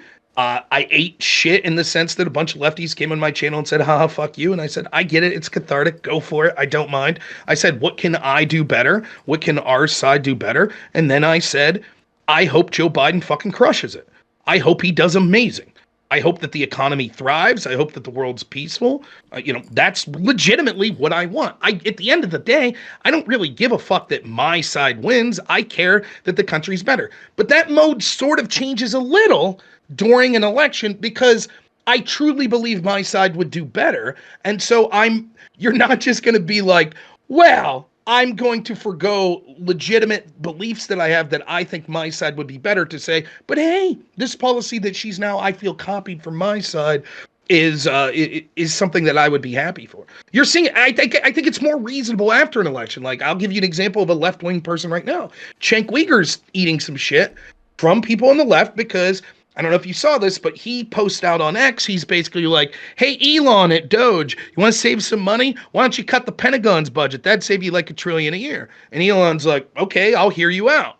And then Cenk basically is like, here, and has a conversation with Elon, I think just on X. I don't think they called each other or anything. And so then Cenk makes this comment, which I think is a reasonable comment, where he's like, I don't have to like Elon, I don't have to like Trump, but it's nice to at least hear someone with a position of power give me even a temporary seat at the table so I can say I agree with I think it's important policy. I agree with the principle there. I just also think that fucking Cenk is a fucking idiot, and I've always thought he was an idiot, and I thought the position on the Pentagon was idiotic, and so I think, like, yeah, so like criticizing him not for like working with them, like if there's some sort of like consensus they can come to, I'm always fine with that. It's just that, yeah, I think his positions are insane. Oh, that's fine. You could disagree with his positions, but from his perspective, right? I'm no progressive, and I tried to make the case why I think progressives should have voted for Trump. I don't have to get into it wholly here, but I think it's because the establishment.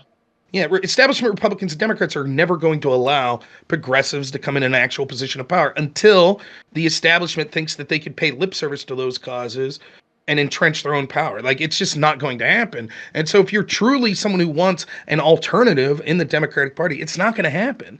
Like I mean, as somebody who is more independent but like totally averse to Donald Trump, I am totally like against like Democrats like trying to appease progressives and everything. Like, please, like, keep moving towards the center. Keep like trying to appease some more moderates and more of the people over here, because like even the fact that they can get like a list of 200 Republican officials, like, endorsing her. They can get a ton of people from Trump's last cabinet endorsing her, and like more neocon type people. This kind of like shows that the Overton window is moving in ways that the Democratic Party has to adjust to very quickly. They have to start recognizing that the people who are like kind of in the middle now or leaning towards them now, they can like change some of their policies to appease them more and give them more rhetoric. They wouldn't have if they won. That's the whole point, right? It's the same with, if I was talking to like a Tea Party person, and like I was a Ron Paul guy, if I'm talking to them, the worst thing that could happen to you in 2012 is Mitt Romney winning. Because if Romney wins, the face of the Republican Party for at least the next 12 years is going to be that same old neocon establishment Republican Party. It's only when they lost in 2008 and 2012, and it looked pretty fucking glum, that it was like, okay, there's a radical change in politician, and that Donald Trump that wins the primary, right? The same is true of the Democrats. If you're someone, whether it be because you're progressive or maybe you're on the left for some other reason that you don't think that the Biden wing of the party represents you, then Kamala Harris winning will put you on the back burner for years to come. By the way, it's the same of like, you could make this argument in the inverse with like sort of more traditional neocon. You could say, look, even if you think Kamala sucks, maybe you ought to vote for her, because if Trump wins, it's the MAGA party. It's going to be MAGA party again in 2028.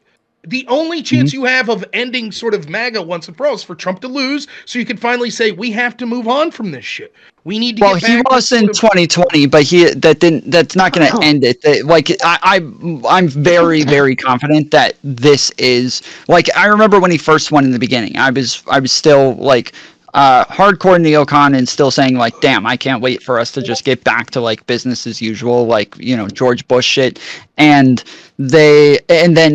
I kept hearing from like CNN and people like, this isn't something like that's just gonna like exist for a little bit and then go away. This is just a transitionary period. And I kept thinking, bullshit, dude. Nah, like, we're all still here. We'll have our voices back. Like, it'll be soon enough. And then no, yeah, now I'm like more certain that this is the like the populist aspect of this is it is a transition into probably Christian nationalism. It's like a, you know, more like a, what's his name, Andrew Wilson sort of like a idea of like a, you know, governmental stuff when we're looking at Project 2025 and like things being more normalized in that way. It just looks like that's like even what the Tea Party was heading towards as well. Maybe more Tea Party. Can I ask both of you a question? Which party do you think has a better chance at leading the charge at putting forward like bipartisan policy? So that's really what I care about right now. Bipartisan. I think that, the Democrats. Yeah, I think that's what I so bad think. right now, Drowsy. Yeah, you are cutting in really bad. Well, it's the Democrats, and I can explain why. Yeah, it's quite easy because a little. Well, that was challenged to me because Trump won so hard. Oh shit! Still. Yeah. Well, I'll answer. What part of the country are you in? Because I can maybe like shut your camera off to a server. Am I able to like switch servers for this? Is this better for VCs, or is that just? Well, to be honest, I don't know how long. There we go. Yeah, that sounds better. Yeah. Sometimes I was thinking that it would be Democrats, but then Trump won so hard that I thought maybe it has to be the Republican Party to push bipartisan. What could the Republicans theoretically push that Democrats would sign off for? The Democrats are very good. It's so funny because maybe I live in a different world, but I see the opposite. I hear Democrats say this. I've heard Destiny say this. The Republicans toe the line, hook, line, and sinker. They're always in agreement. It's the complete opposite from the view I have. The establishment Republican wing that's represented by much of the old guard people in the Senate and the House, they fucking hate Trump. Like John Thune doesn't like Trump. Cornyn doesn't like Trump. McConnell doesn't like Trump. They're not going to let. Yeah, but that's you are correct. But most of them have like shifted. Like Johnson left.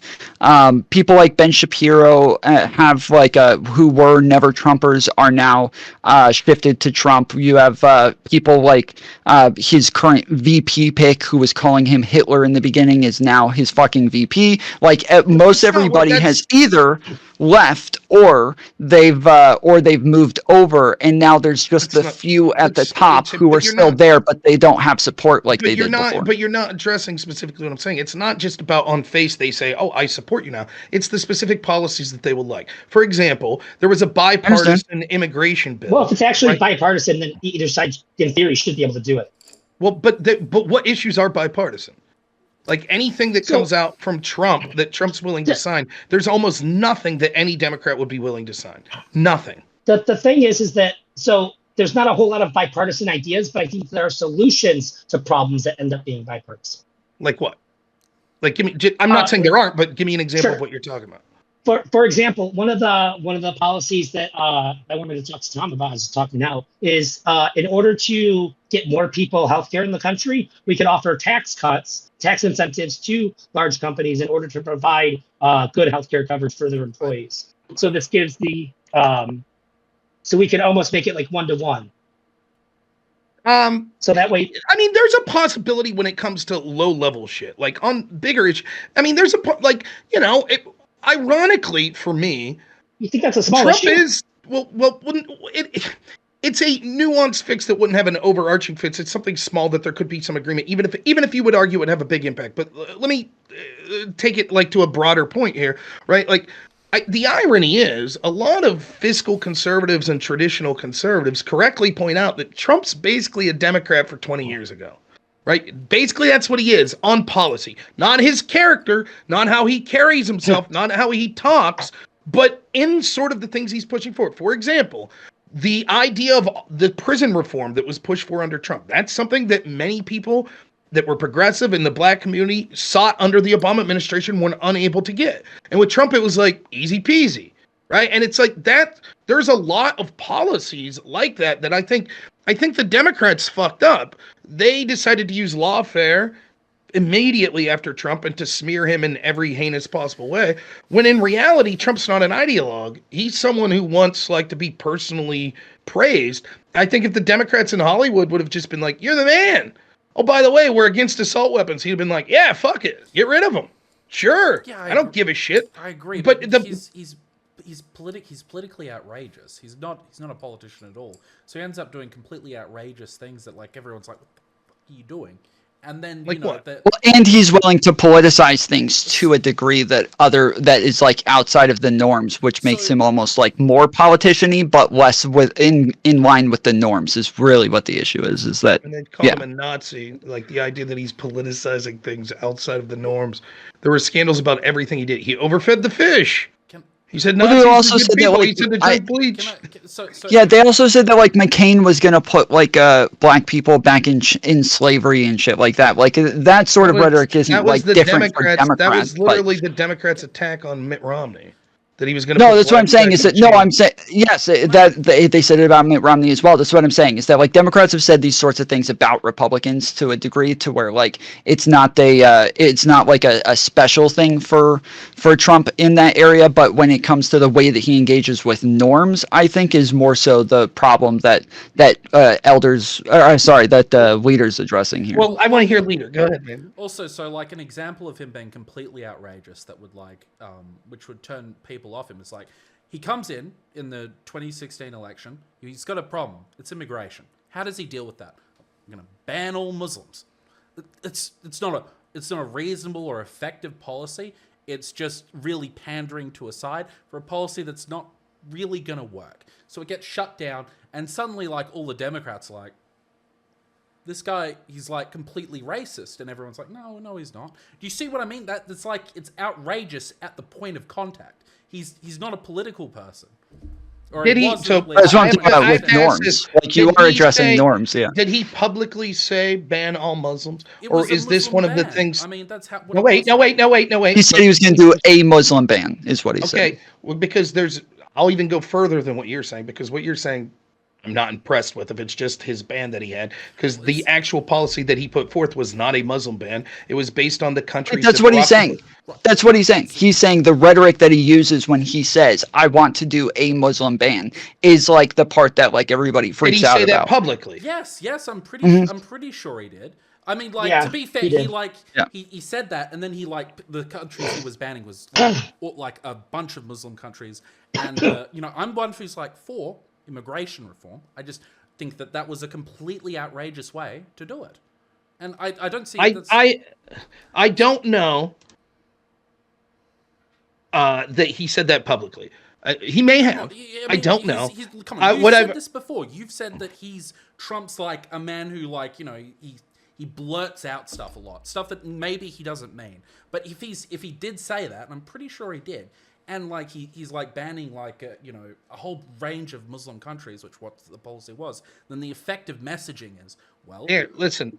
So the exact thing is, it says during his initial election campaign, Trump had proposed a temporary, conditional, and total and complete ban on Muslims entering the United States, and that's what the proposal was. But normally, when the way that Trump talks about like policies isn't actually like giving you the nuance on it. It's normally like a slogan and then saying I'm going to do it the best, right? And so that's like most of what people get is like the kind of the generalities. Then obviously, yes, when he puts it in place, he's just banning like the 5 countries that have the most terrorists coming from them, and it's very different than what anybody would call a Muslim ban, but everybody called it a Muslim ban afterwards just because that was the rhetoric that he used in the beginning. And that probably is effective messaging to his base, right? So what I'll say is this: like, I think that oftentimes Trump talk. This is the same sort of Chris. I see this shit all the time. Oftentimes, what happens is there is more outrage at people talking like sort of fucking hyperbolic in a way that a normal people would talk, right? And there's this sort of like, well, as politicians, we must all be, couth and so a politician that'll fucking have a policy to get you out of your home and have you living fucking on the street. We say, well, he did it in a very pleasant, polite way while wearing a suit. But the guy that's just like, fuck these people. You're like, oh, you can't say. He said shithole country. Oh my God. That's outrageous. You can't say that shit, right? And so, like, first off, I would say Democrats say this shit all the time. It's just directing at groups that you don't give a shit. I could go litany of things talking about the problems with whiteness and fighting back against whiteness, and this particular group, law enforcement being racist, or this, Nazi encampments with ICE agents, and blah blah blah. So it's ironic. I don't disagree with you. Trump is a symptom, or he is a result of what we saw culturally and politically that was happening, getting further and further and more outrageous with the Democratic Party and the left. The rhetoric that they used, the idea that they had these bubbles, particularly in places that influence our culture so much, like the entertainment industry, the academic industry, it was getting worse and worse. Many people were calling it out. And so what happens is you fucking go for someone that's going to be that sledgehammer doing the same shit on the other side. So I agree. Trump has said shit. That claim, I looked it up. His press release said once a total ban on Muslims that was issued coming into the country. That was said December 7th, 2015. It's fucking outrageous. That policy shit. Yeah, but I'll call it. I agree with you on the shit that lefties say, but I do think that there's a difference when we're talking about like politicians, because with the sort of shit that like BLM was willing to say versus the way that like Biden would talk about it or something, like there's very like different types of rhetoric. Yes, Maxine Waters. Yes, exactly. That is. Yes, exactly. That was horrific shit. There she is. That was horrific shit. There she is, still one of the faces. Or we could see the smears on Kavanaugh. The shit that went through that with Kamala Harris. With Maxine Waters, people were actually willing to like condemn what it was that she said. She got in trouble with Congress. She got in trouble with she got kicked out? Citizens. What was her punishment? No, she didn't get kicked out, but neither did the chick from Georgia. What's her name? When talking about like Jewish space lasers and shit, like nobody's getting kicked out, but they get condemnations and stuff. Right. And so, go ahead. Sorry, I'm not. I guess sort of like I see from as like a layman, what I see is I see like Trump is very sort of like hegemonic in terms of like how he sort of runs his side of the group. For example, there's that the name's. There's the senator who says the most insane shit all the time. It's a lady, and she's. I am tripping over myself. I apologize. Sorry. My point is that like it seems to me that like a lot of people on the Trump camp they talk a whole lot of smack, and it's out, and people on the people on the left find it very difficult to sort of like get. This was the norm. Again, the attacks on Mitt Romney. They called McCain a Nazi. They said Mitt Romney had binders full of women. It was going to put black people in chains. These were the norms. This was the escalation of attacks that was normal coming from Democrat elections and Democrat campaigns and media members that are strongly pushing for the Democrats and academic circles. And there were specific politicians in those groups that were talking like that. And Trump is the result of that. That's what you're going to get. And it's, by the way, this is true of all of these things, even if you take politics out of it. When we had so much priority of racialization and identity politics with black Americans, it was inevitable that you're going to get the Richard Spencers. That people that feel that society's left them behind that are white are going to say, we agree. People should come together based on racial preferences, and we are aggrieved. And so fuck you. That's the problem. And we were told in all areas, academic, culture, etc., we just had to ignore it. We just had to be like, well, and there were people on the left traditionally that are looking in specific areas of this, like Jonathan Haidt at Heterodox Academy, who's like blowing the whistle on this with academia. He's saying, holy fuck, do you see what's happening in academia? Do you see how radically left they're becoming? Do you see how they're censoring conservative positions? And then we see things leading into that 2015 election. You remember the riot at Berkeley, right? Because people were trying to go, was it Ben Shapiro or Milo? They were going to try to hear him speak on campus. And the leftists decided to start beating the shit out of the people that were trying to get in there. And we were told, well, and then we saw it with the riots that we saw with, the Ferguson riots and the hands up, don't shoot that was based on all of this shit. It just keeps escalating. And what you're going to get's a Trump. And by the way, if the lawfare and shit would have worked against Trump, you know what you'd have got? Someone worse than Trump. You would have got someone that was literally a Franco. You would have got someone that came in and said, I'm not even going to hide the fact. We're going to come in and we're going to use these fucking agencies and we're going to start rounding up our opponents like they're doing to us. That's what's going to happen. And so the idea agree with that there's what you're no saying. Self-reflection. And I'll just finish with this point. Again, I don't particularly, it is not my particular cup of tea that we would have a president, which is such an important position, not just because of the policies that he can influence, but in many ways because of what he symbolizes. It's not my ideal preference that be someone who's fucking shooting off the cuff all the time. Maybe take a couple minutes and word your words a little more diplomatically. Sometimes the shooting off the cuff's okay, but saying shit like, yeah, we're gonna ban all Muslims, that's not good, right? But the problem is, that's less egregious to me, someone that talks like that, and then the policies that come out of it aren't really that egregious at all, versus the opposite. Versus we have people that talk smooth and talk very polite, and then you see that their policies are egregious and devastated to specifically targeting specific groups in horrible ways. I think to me that's worse. But I agree with you in like the things that you're saying are technically correct, but it is going to go back to like whether or not we're actually like condemning these sorts of things. When we're talking about like, but again, Black Lives Matter, like fucking Hillary Clinton, Bernie Sanders, like O'Malley, all of these people were saying all lives matter and shit like that because they thought that some of the messaging was a little bit too rough and that there was condemnation of like a lot of the rhetoric that BLM was using, the rioting, shit like that. When we're talking about, but like even when Hillary Clinton said bag of deplorables, she got a bunch of heat and had to apologize for it.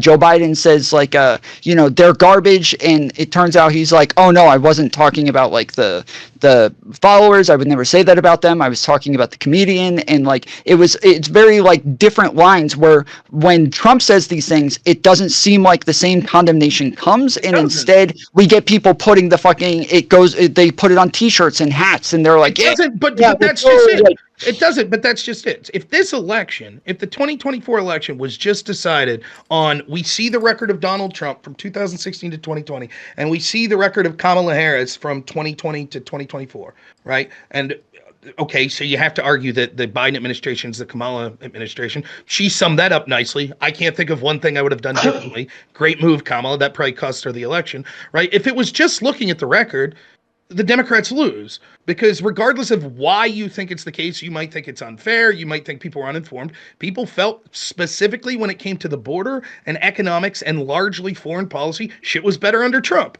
That's what they felt. The problem was the attacks on Trump then were attacks on his character. But the problem is that's been the strategy against Trump ever since Trump ran. So his now character matters still, and that's part of what we're saying is that the norms matter. Let me finish. So 8 years after hearing about he says mean shit, no one really gives a fuck that he says mean shit. That's fair or unfair, but that's just the truth. And many times it was because they cried wolf. They said that he said shit so many times that he didn't, and then he did say shit sometimes that got called out, but we already got through it, that was baked into the cake. So, for example, you see the Democrats go all in on Tony Hinchcliffe telling a joke at Madison Square Garden, and they're like, "Oh, I was dead against that." To be fair. Well, you may have been, but that was the dumbest shit. I thought it was a bit cringe as well, yeah. But certainly, this was what Kamala's team was putting out. This is what many people in the media that were going for Democrats. This is what they were putting out. And in the total act of Schadenfreude, a day later, Biden says Trump supporters are garbage. And now they're in this enviable position. He didn't say that, though. He did. He absolutely did. Your imaginary apostrophe is absolute bullshit. That's exactly what he said. He said, the only garbage I see is Trump supporters. That's what he said. And you think there's an imaginary apostrophe.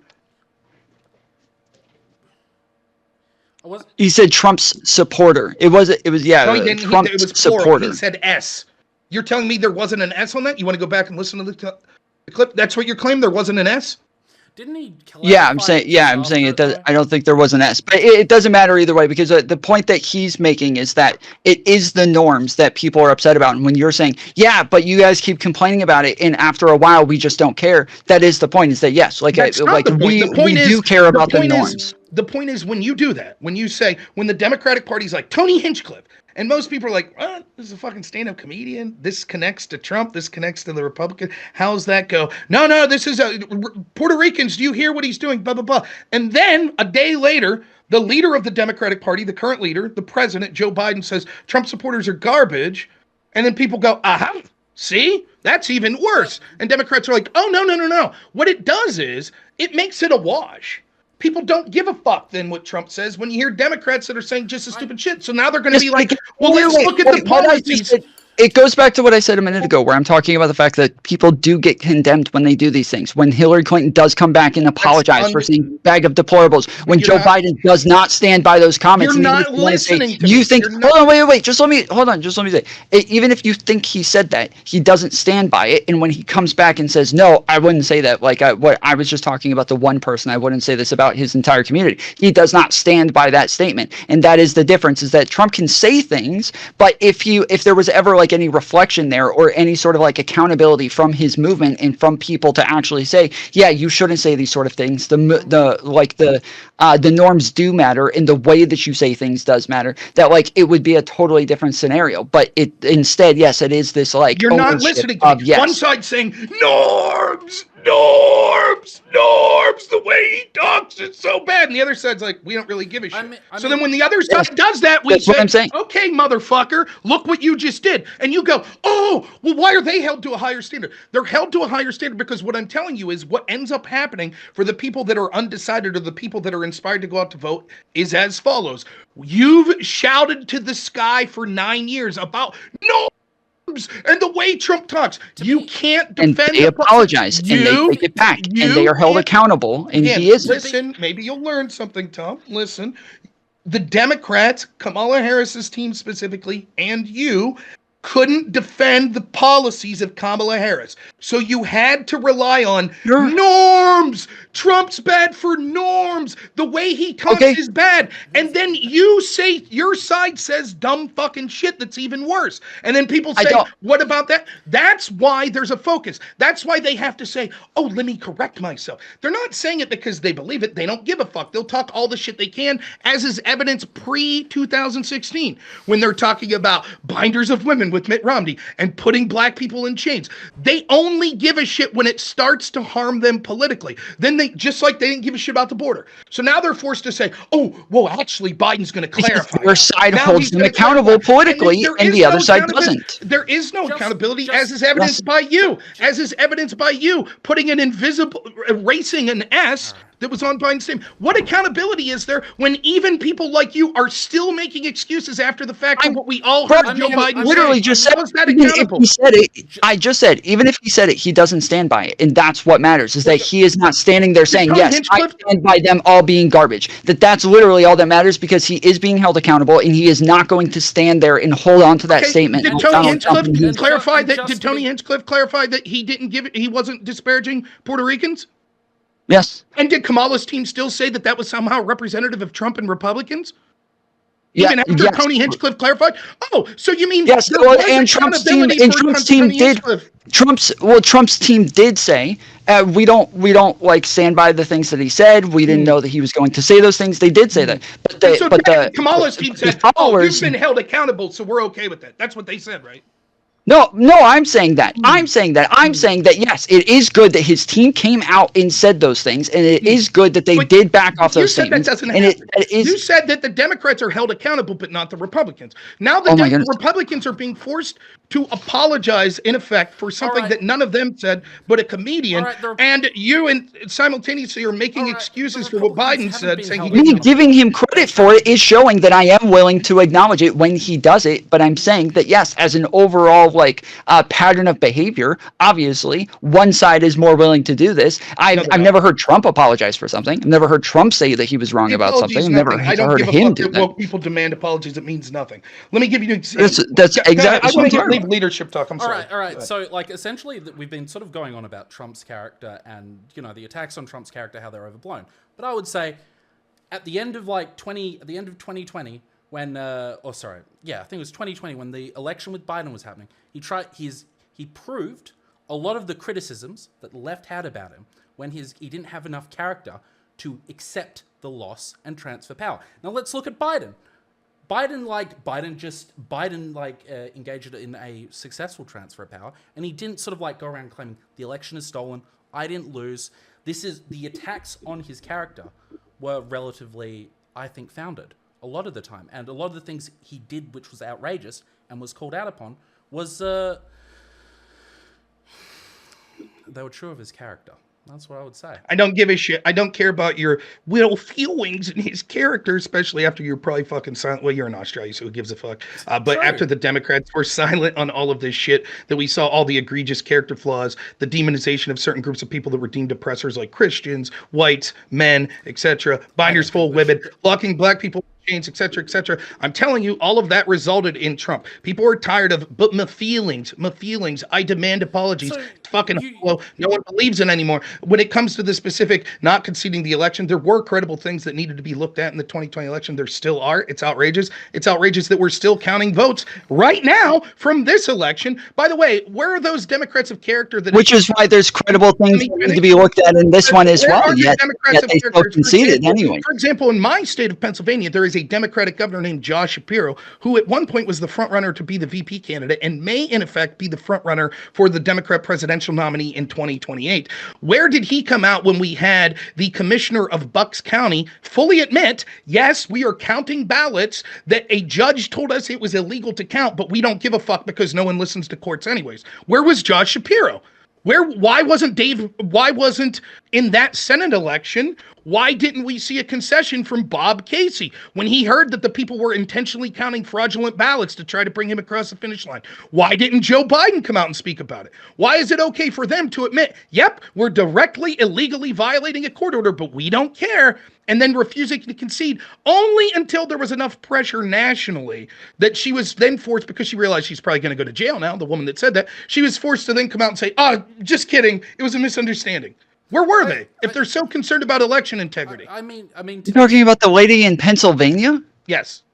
She said she wanted it to go to the courts. She said that just the way that it did in the last election, where it went to the courts and they changed the fucking law, that she said, if I do this, it's because I want it to go to the courts. As she said, I want the courts to pay attention. And so that means that somebody sues, they challenge it, and it goes back to the Supreme Court in Pennsylvania, and she wants them to make a new decision just like they did in 2020. Same argument with the alternate electors, right? They wanted it to go to the courts. The courts would be able to look at this. That's what they wanted. You seem to have a massive problem with that. Democrats seem to have a massive problem with that. And this woman specifically said that she was okay counting illegal ballots because people ignore court orders all the time, and she wants the courts to look at it. How is that not not an even more egregious violation? Yeah, it is literally the same as like Donald Trump writing an executive order that violates the law, and then the Supreme Court can overturn it. It is his prerogative to write that that executive order. Hold on, wait, let me explain. Hold on. Yes, it is his prerogative to do it. Right. Just as in that hearing, it was her prerogative to vote on which way she wanted to go, on whether or not they wanted to count the votes. They were literally holding a vote on whether or not they were going to count the votes, and she voted to count the votes because she wanted it to go back to the courts. She knew that she said it's going to get sued, it's going to go back to the courts, and I want this to get challenged because they don't care about precedent anymore. That's literally what she said when she... All right, so, wow. Tom. First, okay, so you concede she did the same thing as Trump, so you're not freaking out when Democrats do it, but you are freaking out with Trump. Great admission. When did that happen? What are you talking about? Didn't you just say it's the same as if Trump does something illegal? It's okay. He just wants it to go to the courts. That's perfectly fine. Just like you just said that I freaked out when he did it. I'm saying it is okay if he writes an executive order because it does go to court. What if he says we want alternate electors so that this will go to a court? That that was a little bit different because that overrides the exact like that was not his prerogative to actually. Oh, so how is it? How is it? So I just so in 7 different states. Would you admit that a president has some more authority to determine whether or not things are legal, illegal, or to write legislation than a county commissioner? Would you agree that there's a difference? Well, it depends. It depends because with the county commissioner, we have state rights and county rights and things like that. That is their prerogative. Whereas in this case, when it comes to somebody being an elector, that is the state legislature's decision on who it is, and that's based on party as well. You can't do this. Is the commissioner allowed to say, "Yeah, I can do it," even though the court told me I can't do it because I want the court to look at it again? Is that in the? No, she's allowed to vote against it so that it goes back to the court. No, what she did was admitted that they were going to continue to count those ballots, to vote to count those ballots, which the court already told them it was illegal to do so. Why did they hold a vote? They held the vote to explain that they were going to keep counting ballots that the court already told them it was illegal to do so, in the hopes that the courts would look at it again. But the courts already told them it was illegal for them to count it.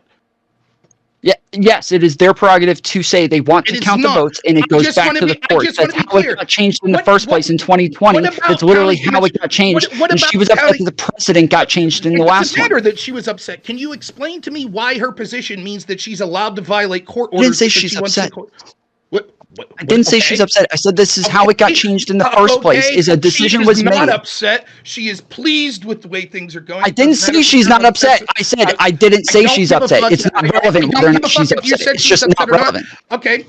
Now we have to break this down even further, and you can see why it's so worthless to debate people. You're not. I'm saying you're not arguing against me. I don't think that it's wrong to intuit and use the word upset to say that this woman is looking at a process where she wants the courts to look at something to put the word upset in. Now Tom's acting like me, saying the fact that I intuited that she was upset that the court said that she couldn't count these ballots and wanted the courts to look at them. But again, that's somehow something that needs to be called out. I shouldn't have used the word upset. So what word would you like me to use? She was perturbed.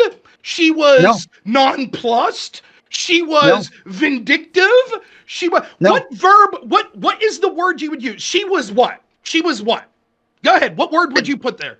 Well, when you're saying Tom is saying now because give me the word. None of them, none. There is no word. The entire argument is nonsensical because I didn't say any of those things, and it's irrelevant to my entire argument. My argument is about the law. You're talking about whether or not she has a right to be upset. I don't give a fuck about that. I'm talking about the law, the way that this works. You misunderstood. I wasn't talking about whether or not she has a right to be upset. Let me clarify. Everyone has a right to be upset about anything, anytime they want. Has nothing to do with what's going on. It's a red herring that you're making an asinine argument, and you're trying to deflect to that because you know you can't defend the position you have. The argument I'm making is this: regardless of what she feels, can you show me what in her position title gives her the right to ignore court orders because she has a belief, and so therefore she does not have to follow what a court said she did because she wants to intentionally violate it, so the court has to go. What about her? Can you point to me in her description of her elected office where she has the right to do that?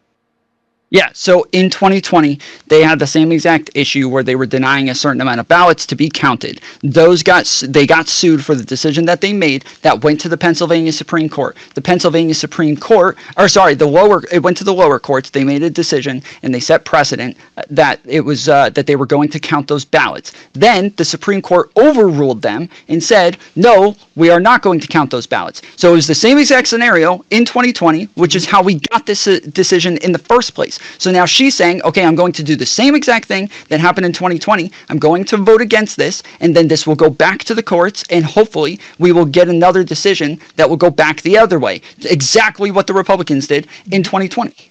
Is the law that was clarified by the courts in 2020 still on the books in 2024? Yes. So she intentionally violated the law, intentionally counted ballots that the court said you can't count, so that the court would then have to look at it in hopes that the court would reverse their decision. Yes, just as the Republicans did in 2020 to get that decision in the first place. Okay, so show me. So your argument is in 2020, Republicans counted ballots that the judge said you weren't allowed to. No, the other way around. They said that we don't want to count these ballots, and so, but the law said that they were supposed to count the ballots. So they said we don't want to count these ballots. Cool. Show me that law in 2020. Good.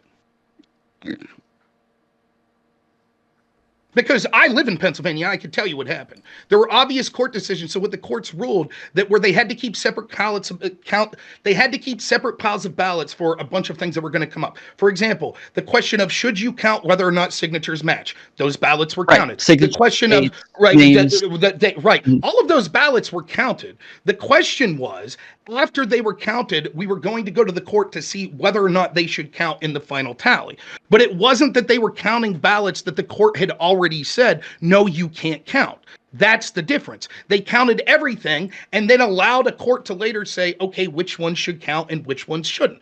The reason that those sorts of things were happening, the reasons that those sorts of things were happening in it wasn't that Republicans were intentionally violating. They did everything by the book and then went to the court and let the court rule on the decision. The reason that the court needed to rule was because there was a massive change in how voting occurred in 2020. Mail-in ballot was basically only allowed for absentee things like you're in the military or that you had a chronic illness. That was the only reason that mail-in ballot was allowed in Pennsylvania. So everyone knew that the court was eventually going to have to weigh in. That is a completely different situation than the court saying, okay, here are the ballots that you're allowed to count, and here are the ballots that you're not allowed to count. And a county commissioner saying, I don't care if I'm violating the law, I'm going to continue to count the ballots that the court told me that I'm not allowed to count.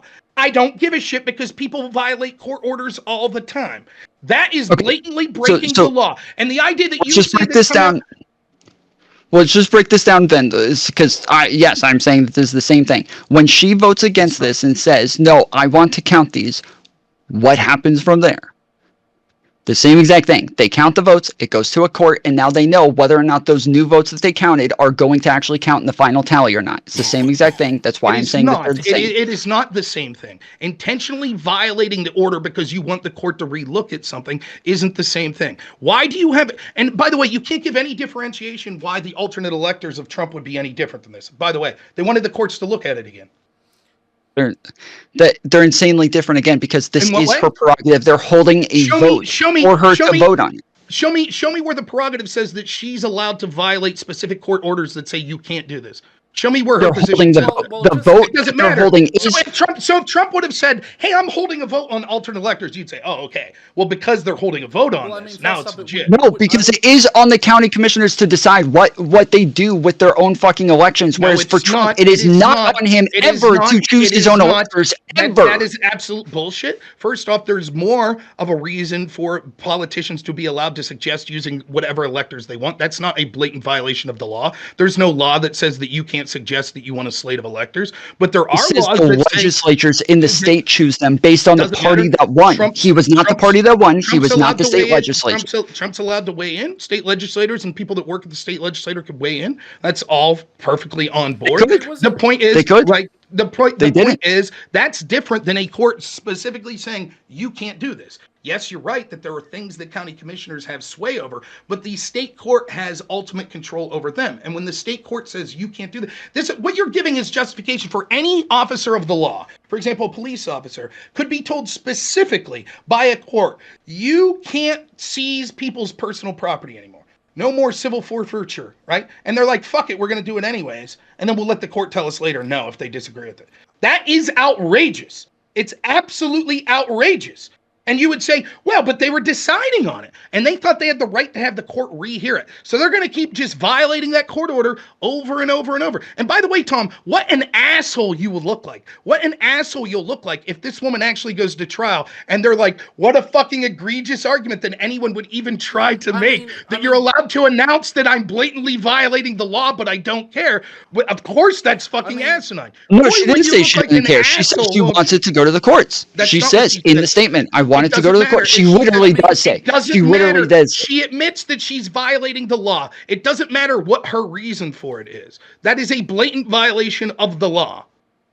Okay, it is different. If I say, for example, I'm robbing you. Imagine I'm saying I'm robbing you. I'm a state legislator. And we're going to vote on sort of whether or not certain things should be a crime. So, Tom, I'm robbing you at gunpoint right now because I want this to go to court. And you'd say, oh, well, then that's not a violation of the law because you're doing it. You're doing it because you want the court to look at it. And then when the court says, yeah, you can't armed rob him, I would say, I get it. So the difference is one is that when you talk about the state legislatures, you're saying that the state legislatures could have gone along with him, but they didn't. So it's not a good argument to say they could have said, yeah, we're going to go along with what it is that you want for your slates of electors, but they didn't. So that argument is totally invalid because they didn't do that, which still makes it illegal. Then two, yes, they have the vote. She's allowed to make her vote and make her decision on what it is that she wants. And she literally said in the statement, I want this to go to the court. You cannot do that. You can't say because we're a body. For example, there could be many, many bodies that have votes, that have elections, that vote on specific things. And you're not allowed to say, you can't, for example, if you are a county commissioner and you say, I know that courts have said it's illegal for us to punch people in the face, but I'm voting to punch Tom in the face. I'm voting for that because I want the court to relook whether or not we should be allowed to punch Tom in the face. It is absurd to say, well, because the reason that this is different is because they announced there was a vote. The idea of voting whether it's not something that you were specifically told is illegal and you saying, well, we're going to vote on whether or not we should be allowed to break the law is justification for breaking the law because you wanted the court to relook at it is a fucking joke. The funny thing, though, is that my position is consistent on this, but yours isn't if you're going to justify Trump's fucking fake slates of electors. Yours is insanely hypocritical and inconsistent where you're acting like that's okay, but this one isn't when you know he's fucking violating the law there. There is no justification for it whatsoever. And it's not his prerogative, where it is her prerogative to vote on the thing that's being held in her fucking county. Is Trump allowed to say, for example, is Joe Biden allowed to say today, hey, I wish there'd be alternate electors? Is he allowed to say that? Mm-hmm. Or is that a crime? Oh, he's allowed to say that. That's not against the law. Okay, so Trump would be allowed to say, I think there should be allowed alternate electors. Would Biden be allowed to sit down with like specific legislators in places like Pennsylvania? Would he be allowed to sit down with people there and say, hey, here's why I think you should do alternate electors? He'd be allowed to do that. Really? That's not blatantly against the law. No, as I said earlier, I already said that he would be allowed to do that. And you said that yes, the legislatures could go along with Trump's plan. And I said, yeah, they could, but they didn't. And so that makes it illegal for them to send them up there anyways. So how does the process work? Arizona. How does the process work? How does the process work? So the entire legislator has to vote on that? No, it's just the party. The party of the candidate who won. Where does it say that? Where does it say that? Point to me the law. It says the party of the candidate that they have to unanimously agree? Do they have to have a vote? Would a 51% agree? Different states do it differently. Well, sure. Different states have different legislatures. So which state do you want? Georgia? Arizona. Let's do Georgia. Sure. Point to me the law. Go ahead.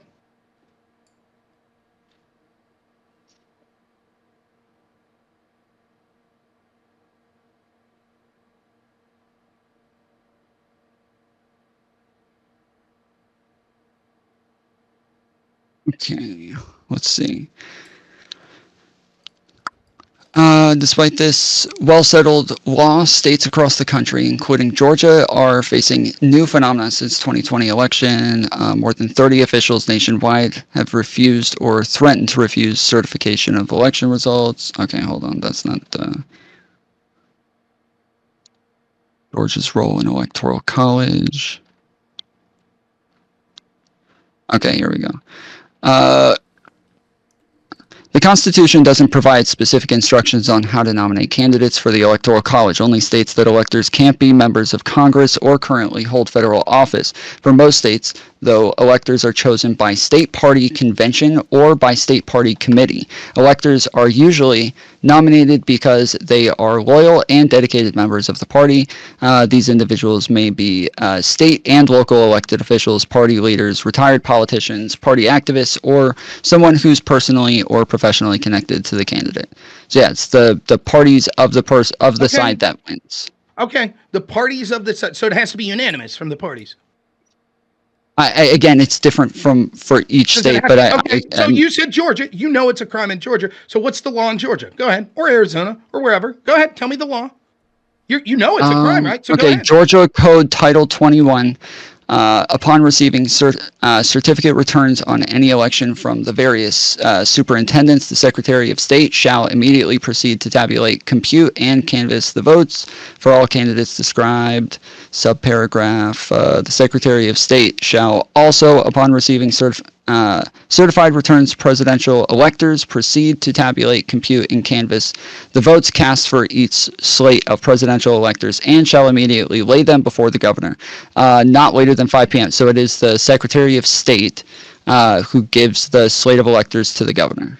Okay, and keep going, and no later than 5 p.m. on the 17th of the day following date on which such election was conducted, the Secretary of State shall certify that the votes cast, all candidates described in subparagraph A4A, Code Section 21-497, upon all questions voted for the electors of more than one county, and shall no later than the same time lay returns for presidential electors before the governor. The governor shall enumerate as a certification the number of votes for each person so voted, shall certify the slates of presidential electors receiving the highest number of votes. The governor shall certify the slates of presidential electors no later than 5 p.m. on the 18th day following the date on which such election was conducted. Notwithstanding the deadline specific in the code section, such times may be altered or just cause an order of a judge superior court in this case. So yeah, so the parties choose them. They give it to the Secretary of State. The Secretary of State gives the final slates of electors to the governor, and the governor is the one who finalizes it. Okay, so then only the governor is the one that could finalize. So any slate that's sent that the governor didn't finalize would be fraudulent. I would assume so, yes. Okay, so then you also find it egregious what happened in Hawaii in 1960, correct? No, the governor did go along with that. No, he didn't. He certified one slate of electors. It was the Republican slate. That means when the Democrat was set to... Wait, this is for Georgia. I don't know what they did in Hawaii, but the parties did go along with it in Hawaii. The issue is this. The federal law, there's no problem. I could gather fucking 15 people and say, we're the slate of electors for Pennsylvania. That shouldn't be against the law. It is obvious to the people that get that. Mike Pence, who those are delivered to, knows who the official slate is. I could say we're the official slate because we think there was cheating. There's no harm in that, in the fact that in order for fraud to occur, you need there to be significant harm. For example, if I say something that's untruthful, but it doesn't impact a situation like, oh, in the context of me running for office, I'm the greatest home run hitter that ever existed, and I've won awards to prove it, that might be bullshit, but we wouldn't consider that fraud. So the idea that they wanted to submit electorate, it has nothing to do with there's some special thing that says that the entire party has to vote one way or another. The real problem there could be potential fraud if I get a thing that says Babe Ruth used this bat in the fucking All-Star game and I put it on eBay and they find out before it's ever sold that this is a fake certificate, I can still get in trouble for the potential fraud that I had there. That's not analogous. It's not analogous because we're talking about the fact that it was clear. It would be like if you said that and it was literally a fucking Pokemon card with a bat drawn on it. People would be like, this isn't really fraud because it's so fucking obvious that it's not true that we're not going to put this through fraud. And so the argument is, right, the real problem that you have isn't, how do state legislators put forth the slate of electors? It's that however the process is done, inevitably the governor certifies, and then that is the certified slate. Any slate that's not that is illegitimate.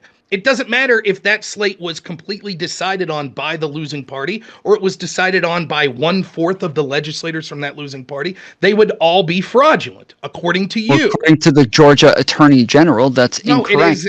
This was fraudulent and that them pretending to be duly elected officials of the state is fraudulent in and of itself. Just putting on an officer uniform. It would have been fraudulent in Hawaii. Hawaii also has a similar law that says the only legitimate slate is the slate that the governor certifies. That is the actual slate of electors. The slate of electors that was Congress already decided for them to do what this. Congress decides. It doesn't. The only official slate is the one that the governor signs. The governor signed one slate of electors. The Democrats decided to send the slate that wasn't certified by the governors and wrote in that slate that they were the official duly elected electors, even though that wasn't true, because in precursor to being duly elected electors was that the governor had to sign off on it. He did not. I don't believe that that's the case. I see absolutely. Wait. I have to prove that. Okay, first so there you would want me have to look be at like the what? a You want me case to look that at the the governor what? didn't. Okay, so I will bring it and we'll see what they said. Let's go. Because I'm fairly certain I went over this before, and that this was decided on from Congress, is that they were doing the investigation. They sent it back to the Senate saying that they needed a recount in Hawaii, and then they. And then they this was the state for another slate of electors. There are federal laws that say that the electors have to be in the hands of the vice president by a certain time. You agree with that, right? Yes. So the worry was what was going on was because there was a close election in Hawaii and there was already a recount that had been announced, that the problem would be if they were concerned. They can't have the same slate. Well, listen, they were concerned that the recount would take longer than the time frame for when they had to have that slate of electors in. Mm-hmm. So what was decided was the governor would send the slate of electors of the duly elected electors, which were the Republicans, for both parties, under the auspice. No, not under both parties. He did not. Well, they already sent one for the first one. They already did the first one, and then they had to have a second one for the other party, just in case the other person won, right? You're misunderstanding the situation. Maybe you're understanding, but you're wording it in an awkward way. So what happened was they had the official slate of electors of the party that had won at that point. And they were like, what they would have wanted to do is not send any until the recount was done. But they were worried our slate won't be counted because the law says this slate has to be in by a certain time. So what the Democrats decided to do was, well, we're worried if they only send the Republican slate and then the recount comes in our favor, that they'll say, we're sorry, there's nothing we could do because the way the law is written. Your slate had to be in by this time, and unfortunately, your legal challenge didn't end until after that time. Therefore, there is nothing we could do. Even though the recount shows that Democrats won, at the time that the electors must be counted and must be received, the Republicans were the ones that were declared the victors. It's too late. So what was decided was, because of those time frame issues, and there were going to be legal challenges that occurred, the Democrats also would send a slate of electors. No one called those fraudulent. Everybody understood, this is because they're putting this in as a placeholder because they're worried that there will be significant legal challenges that could change the result of this. And if this placeholder is not there, there is a legal argument to be had. Even if the election challenge goes our way, there's nothing that could be done because that slate wasn't there. That is exactly what's happening with Trump's slate of electors. Right, but they're saying the governors that sent that, right? It was no governor sent like an alternate slate. It doesn't matter. Well, there were members of the legislature. So a defined government. So I said the governors weren't the one who sent it, right? I believe Trump That's correct. Did go and he talked to like many. And the governor didn't send it in Hawaii. The Democrat Party did. The governor certified a slate of electors. Yes, the governor certified a slate of electors of the Republican Party. And the Democrats were not. He could. What's that? Did he certify both? That's what he did. Right? No. He certified the Republicans. That's what he did. The Democrats then, independently of the governor, sent their slate to D.C. Then what happened was it ended up being for naught because before the actual time frame deadline, but the reason they did that was they were worried. We're not going to have this done, the recount done by the end of the deadline. But the recount ended up getting done. From what I'm reading. Let me finish. The recount did end up getting done, right? And so then the governor uncertified the Republicans and certified the Democrats. But at the point that the Democrats sent that slate of electors, they would have been considered fraudulent by the very people that are saying that Trump's slates of electors were fraudulent.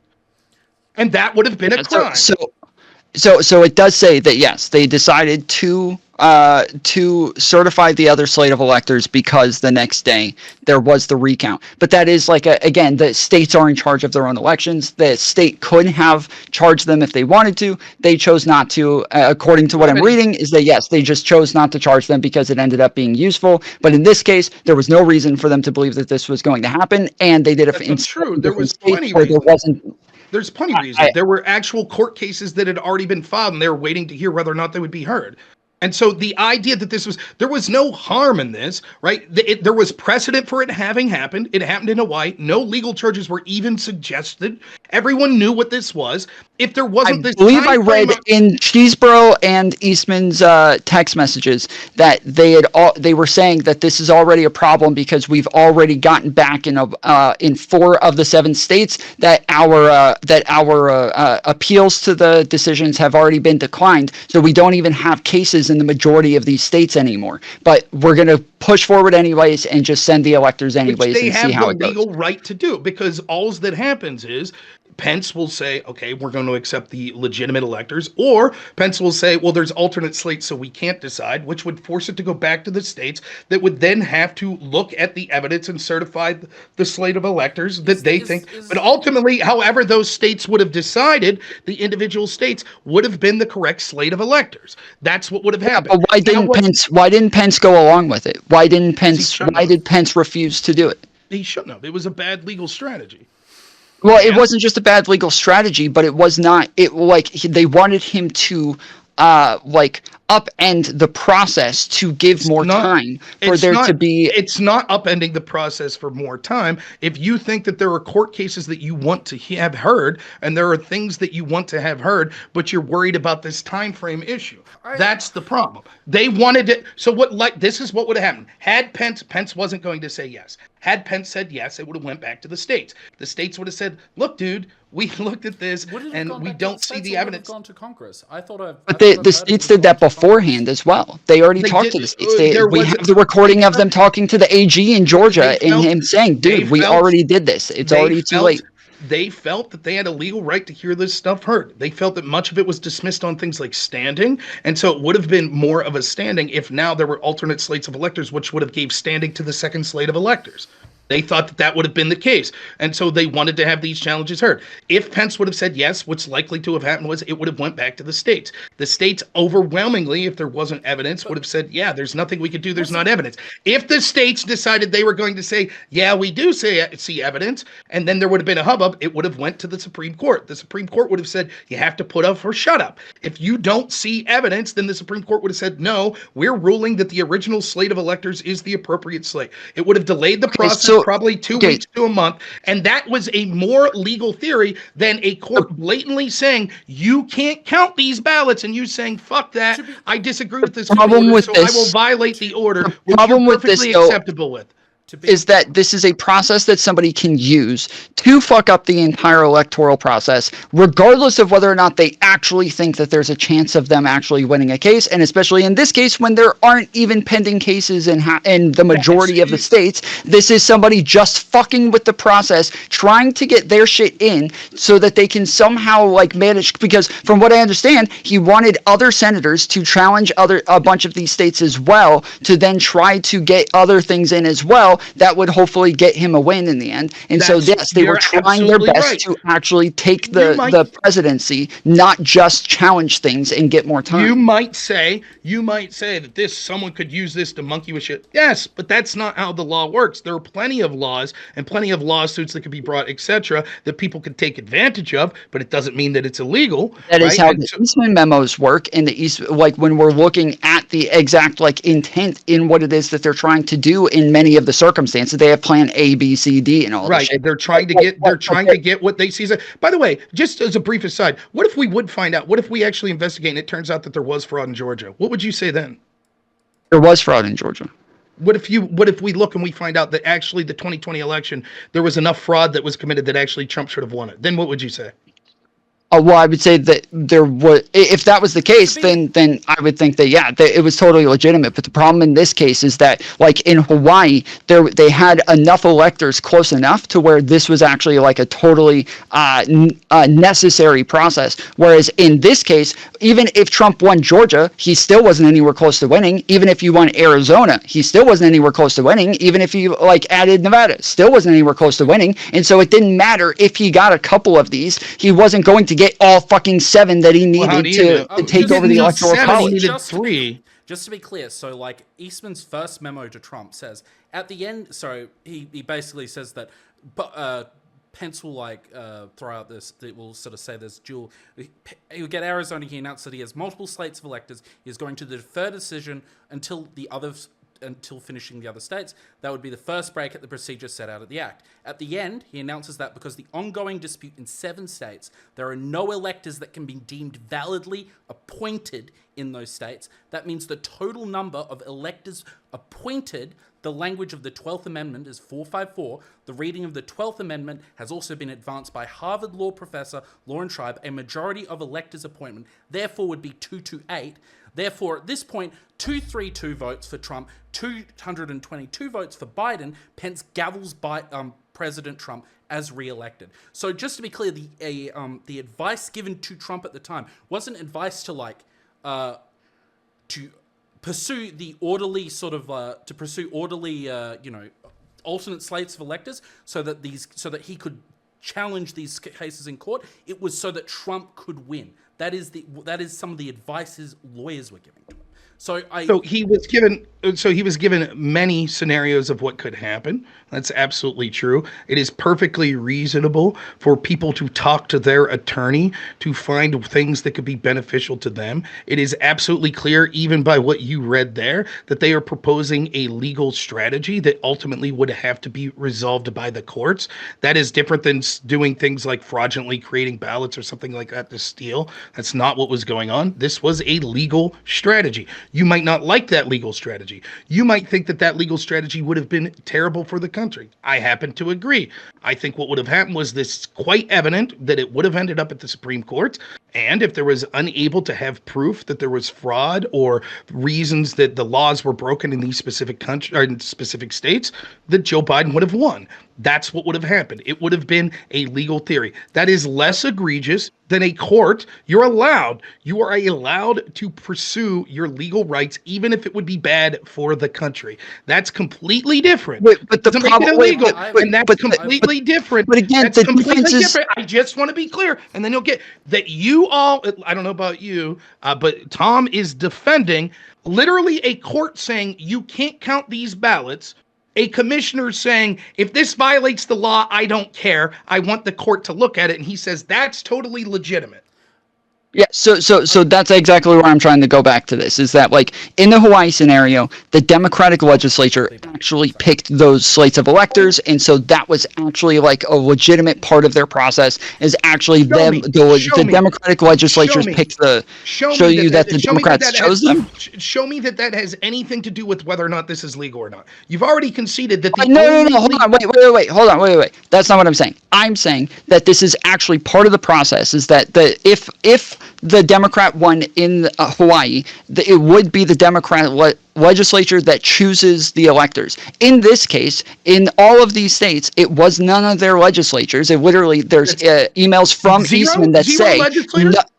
Yes, in the email from Eastman, he says none of the 7 state legislatures have responded to us, and so they got their own electors in all of these cases. Now, Pennsylvania, I believe, said that it was okay and that they weren't upset about it and that it's not illegal, and so they're going to let it go. But other states obviously have said, no, this is not part of the process. The Republican legislatures in these states did not choose these electors, so this is not only like even if this was the case, maybe we would at least have to have the Republican legislatures be part of the process of choosing the slates of electors, but they weren't in this case. So that's their prerogative to choose the slates of electors. In this case, this is this woman's prerogative to to vote on the thing that is not for them to vote on. It is not a prerogative for a person when the court says you can't do this to say I'm going to do that because I want the court to relook at it. That is not the prerogative of any official.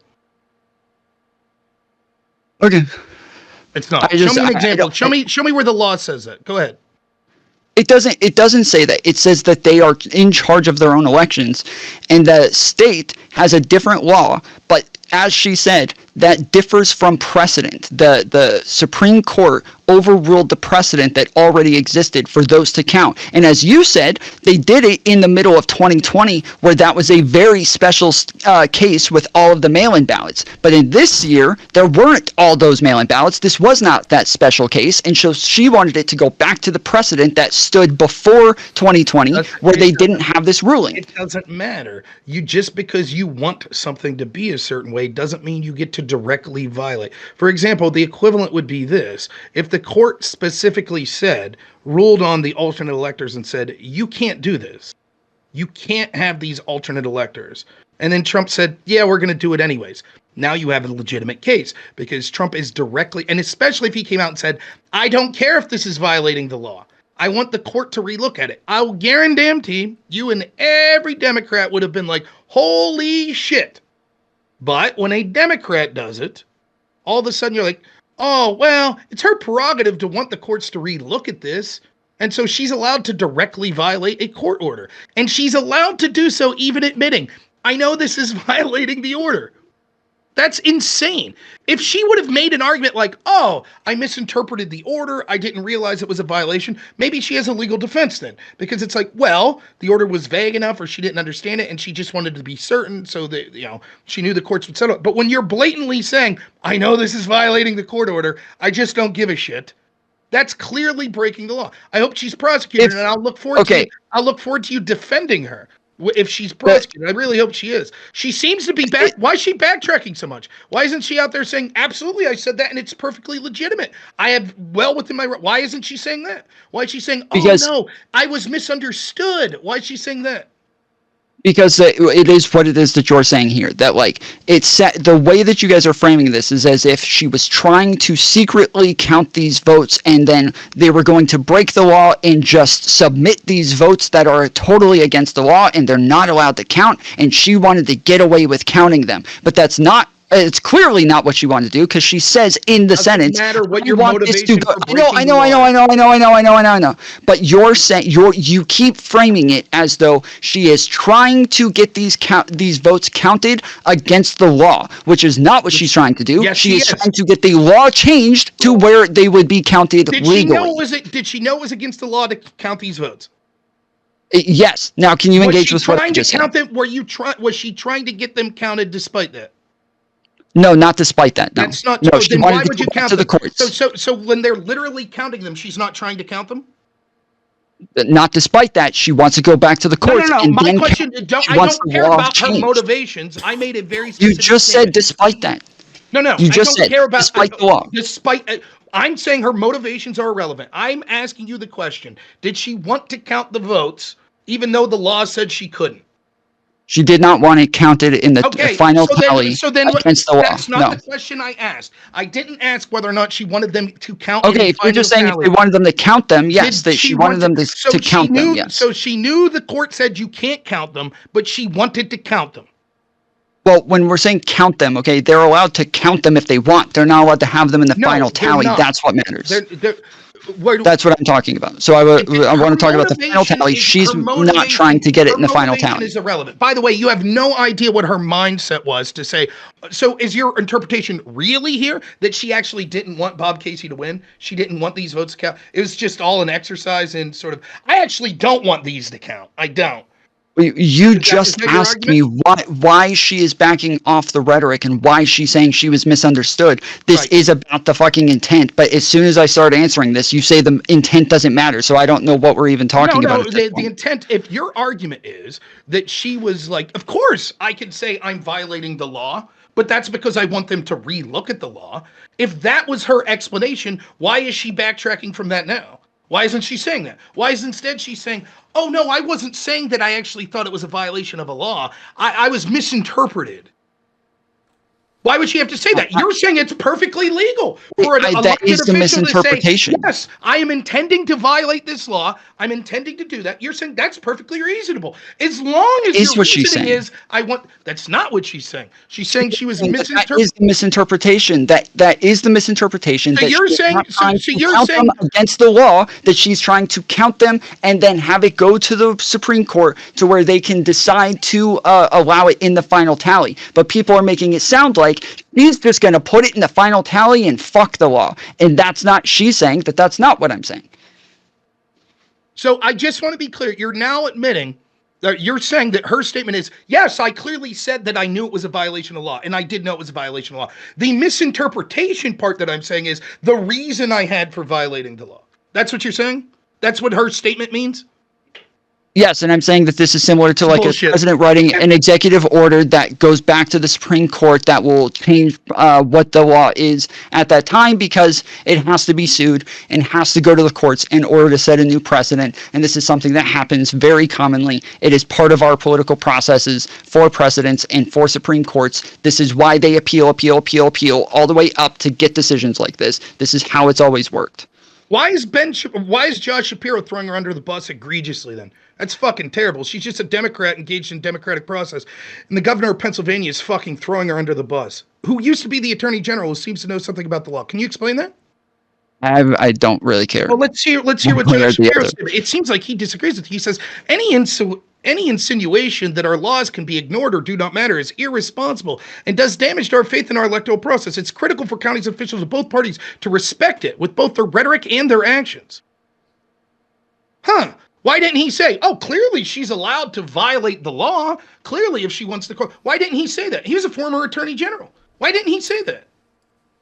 I don't know. I've got the other people in the legislature saying the exact opposite, that this is exactly the way that this works, that this is the part of the process. This is a long-standing practice in fighting to protect rights of Bucks County voters. Cool. Can you show me one time in history where someone said, I'm intentionally violating the law, and everyone was like, absolutely, that's totally reasonable to intentionally violate the law because you want the court to look at something. Go ahead. That's what you just read is her saying that, and they're saying, yes, the rhetoric here is bad because this is that people are misinterpreting what it is that she's saying. You're saying, yes, she's saying that she was misinterpreted. That's incorrect. I'm violating the law because I wanted to go back to the courts. Yes, very clever. Very clever. Let's listen exactly what Josh Shapiro says. He doesn't say, the rhetoric was bad because people misinterpreted. Clearly, she is saying to violate the law, and that's okay. But what they're misinterpreting is the reason, and that's why the rhetoric's okay. That's clearly not what Josh Shapiro is saying. I'll repeat what Josh Shapiro said.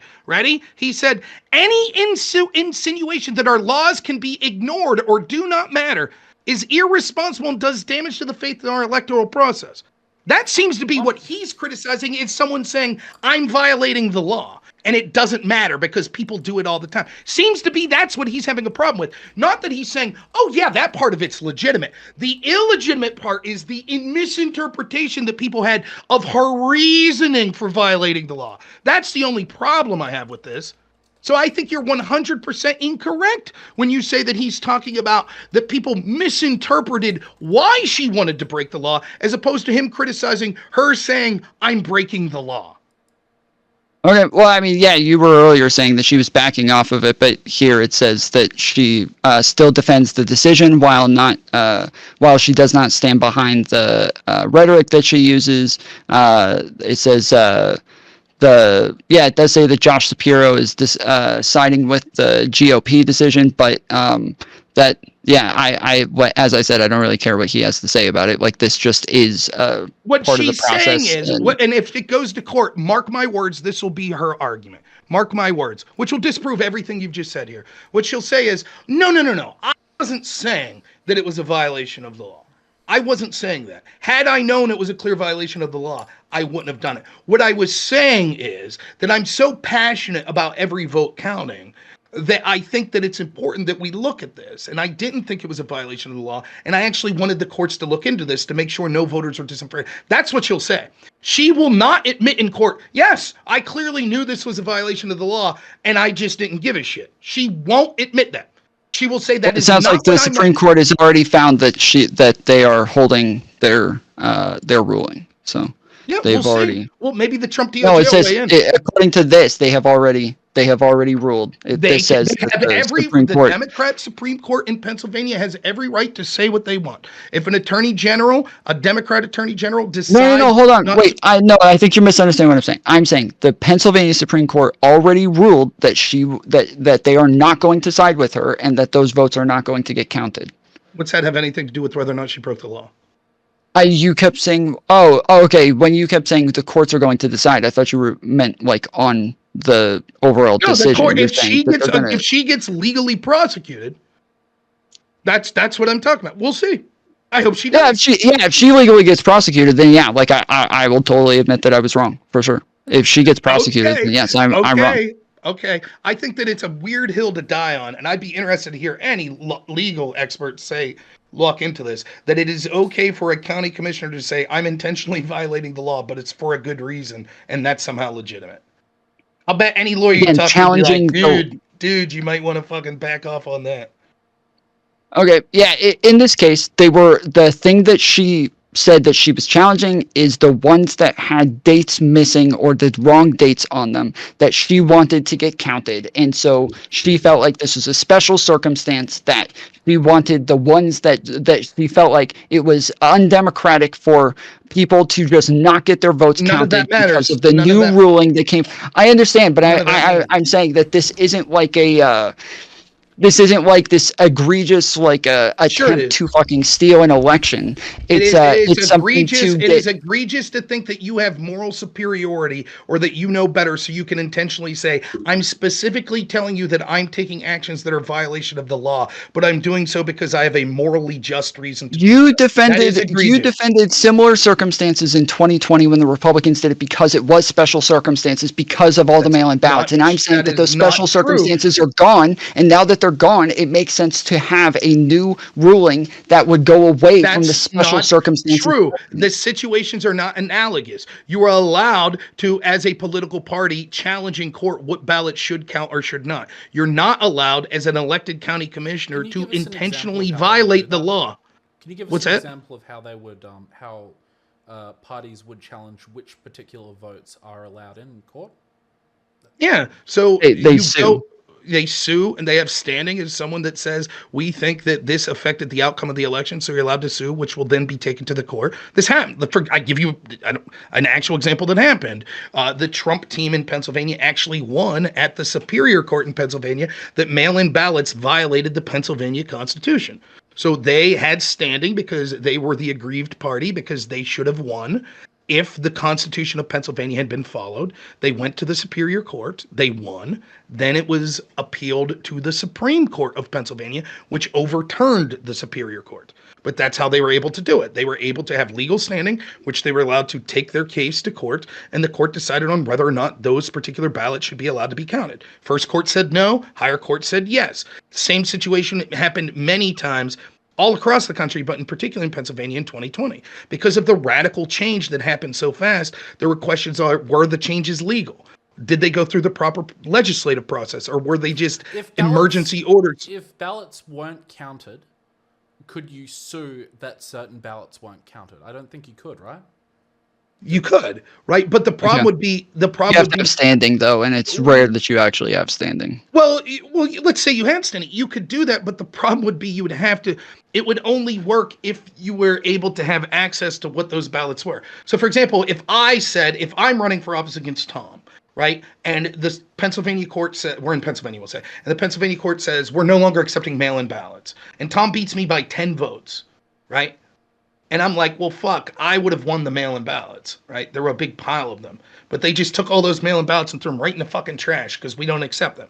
Then I take it to court and I win, yes, we should count the mail-in ballots. Now what? But well, how many were there? If they were in the trash, then it wouldn't have mattered, right? It would just matter for like. Correct. That's the problem. So this is what happened in Pennsylvania, which was so egregious. What happened was there were all of these things. There were court cases on the docket. There was fights happening all the way leading up to election. Which ballots? Let me finish. Let me finish. So what happened was there's all these fights. Should ballots whose signatures don't match count? Should ballots that were received after election day count? Should ballots without a postmark count? all of these questions. And so what was ordered by the courts were count all of the ballots, but keep them in separate piles. And then we will have time to adjudicate, should each pile count? Should the one whose signatures don't match count? Should mail-in ballots in general count? Should the ones without a postmark count? The problem was, you know what happened in Pennsylvania? Whoopsie daisy, many of these counties said, sorry, we mingled them all together. Now we don't know. So the ballots are this... yeah, but the part of it for me, the big difference for me, and especially in this case, is that, like, it is based on the reasonability. When we're talking about, like, if she, and this is the example that I gave in other arguments about this as well, is if she wanted to get, like, illegal aliens to vote, where they said, like, this is an unregistered voter, they don't even have, like, a ID, looks like it's an illegal alien, and she's like, no, I want these people's votes to be counted. I'm challenging this so it can go to the fucking courts. Well, I really wouldn't give a fuck, like, what you want from that point, because that's just an unreasonable thing that is undemocratic, that should never be allowed, and that would just be fucking absurd. But when we're talking about, like, most states are going to give you a provisional ballot for something like a date being written wrong or missing a date or something like that, they all give provisional ballots for you to fix these things. And in this scenario, they just weren't able to because of the 2020 decision, that it made sense that they would want those to be counted or be given provisional ballots so that they can fix these mistakes, and that if they just don't get counted, that all of these people's votes just no longer count for this reason. That does seem like an egregious. The reasonability has. Would these people's votes have been thrown in the trash if she didn't do what she was doing? No, because they already existed. Right, so it's clear that they didn't throw them in the trash already.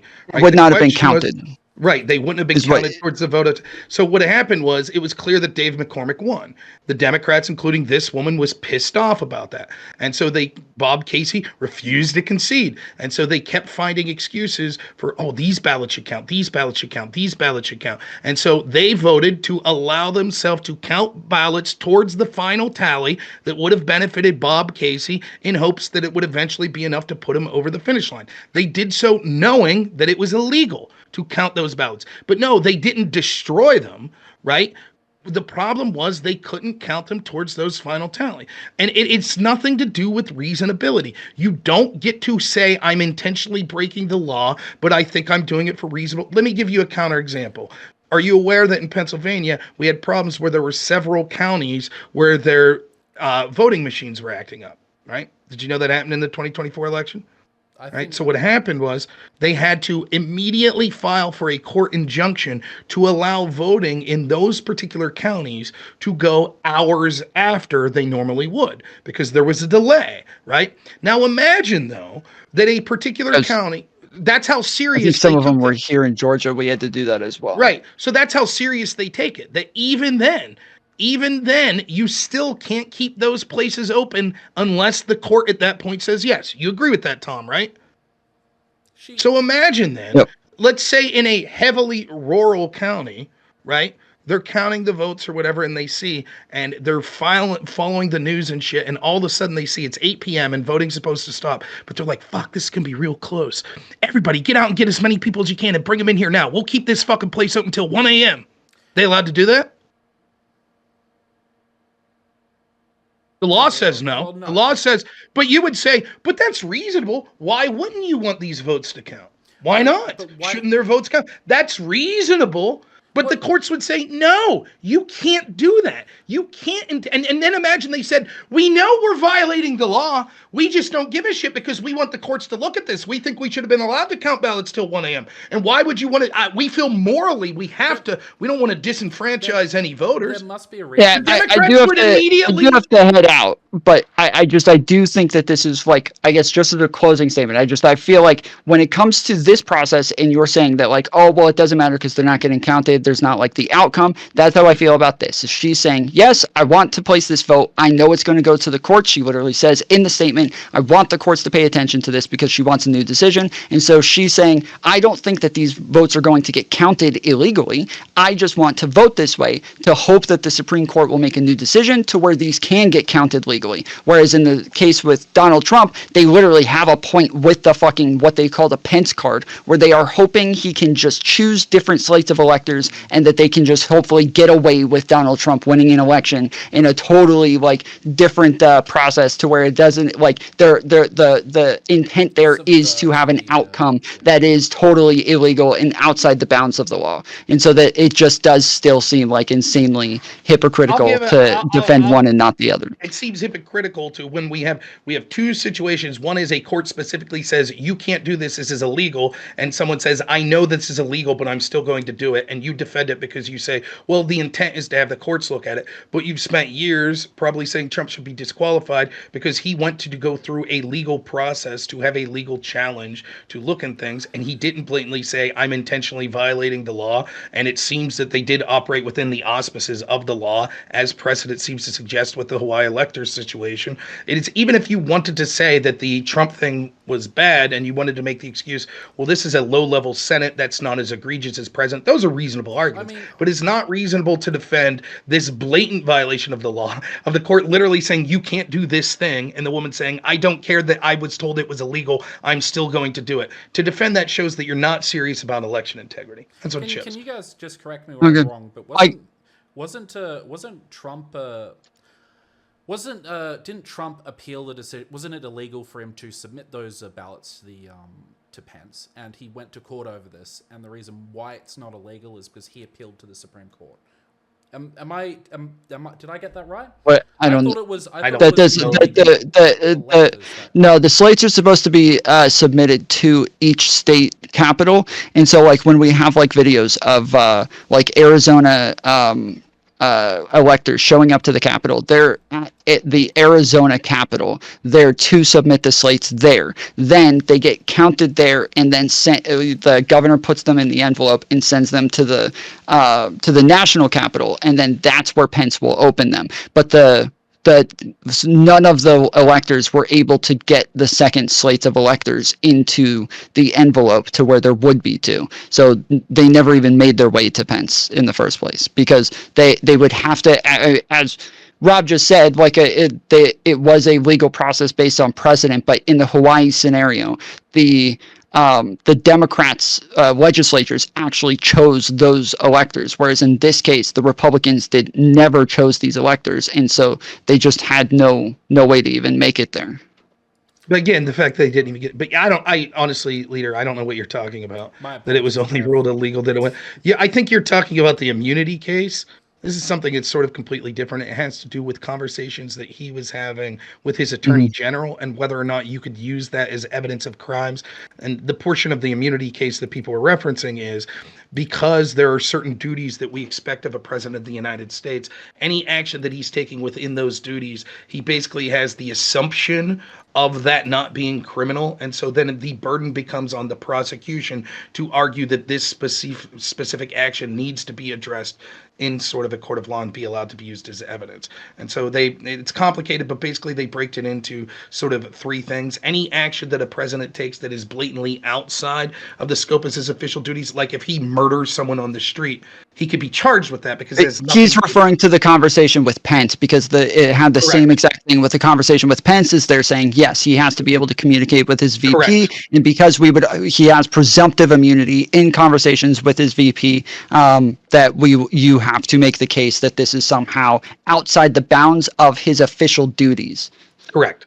So, but no, it didn't say that this was illegal, but the Supreme Court gave him a pass on. That's not what it said. They didn't adjudicate the specifics of this. Okay, sorry. It was his conversation with Pence that was it was slightly different to the to him submitting the electors, but my apologies with that one. Yeah.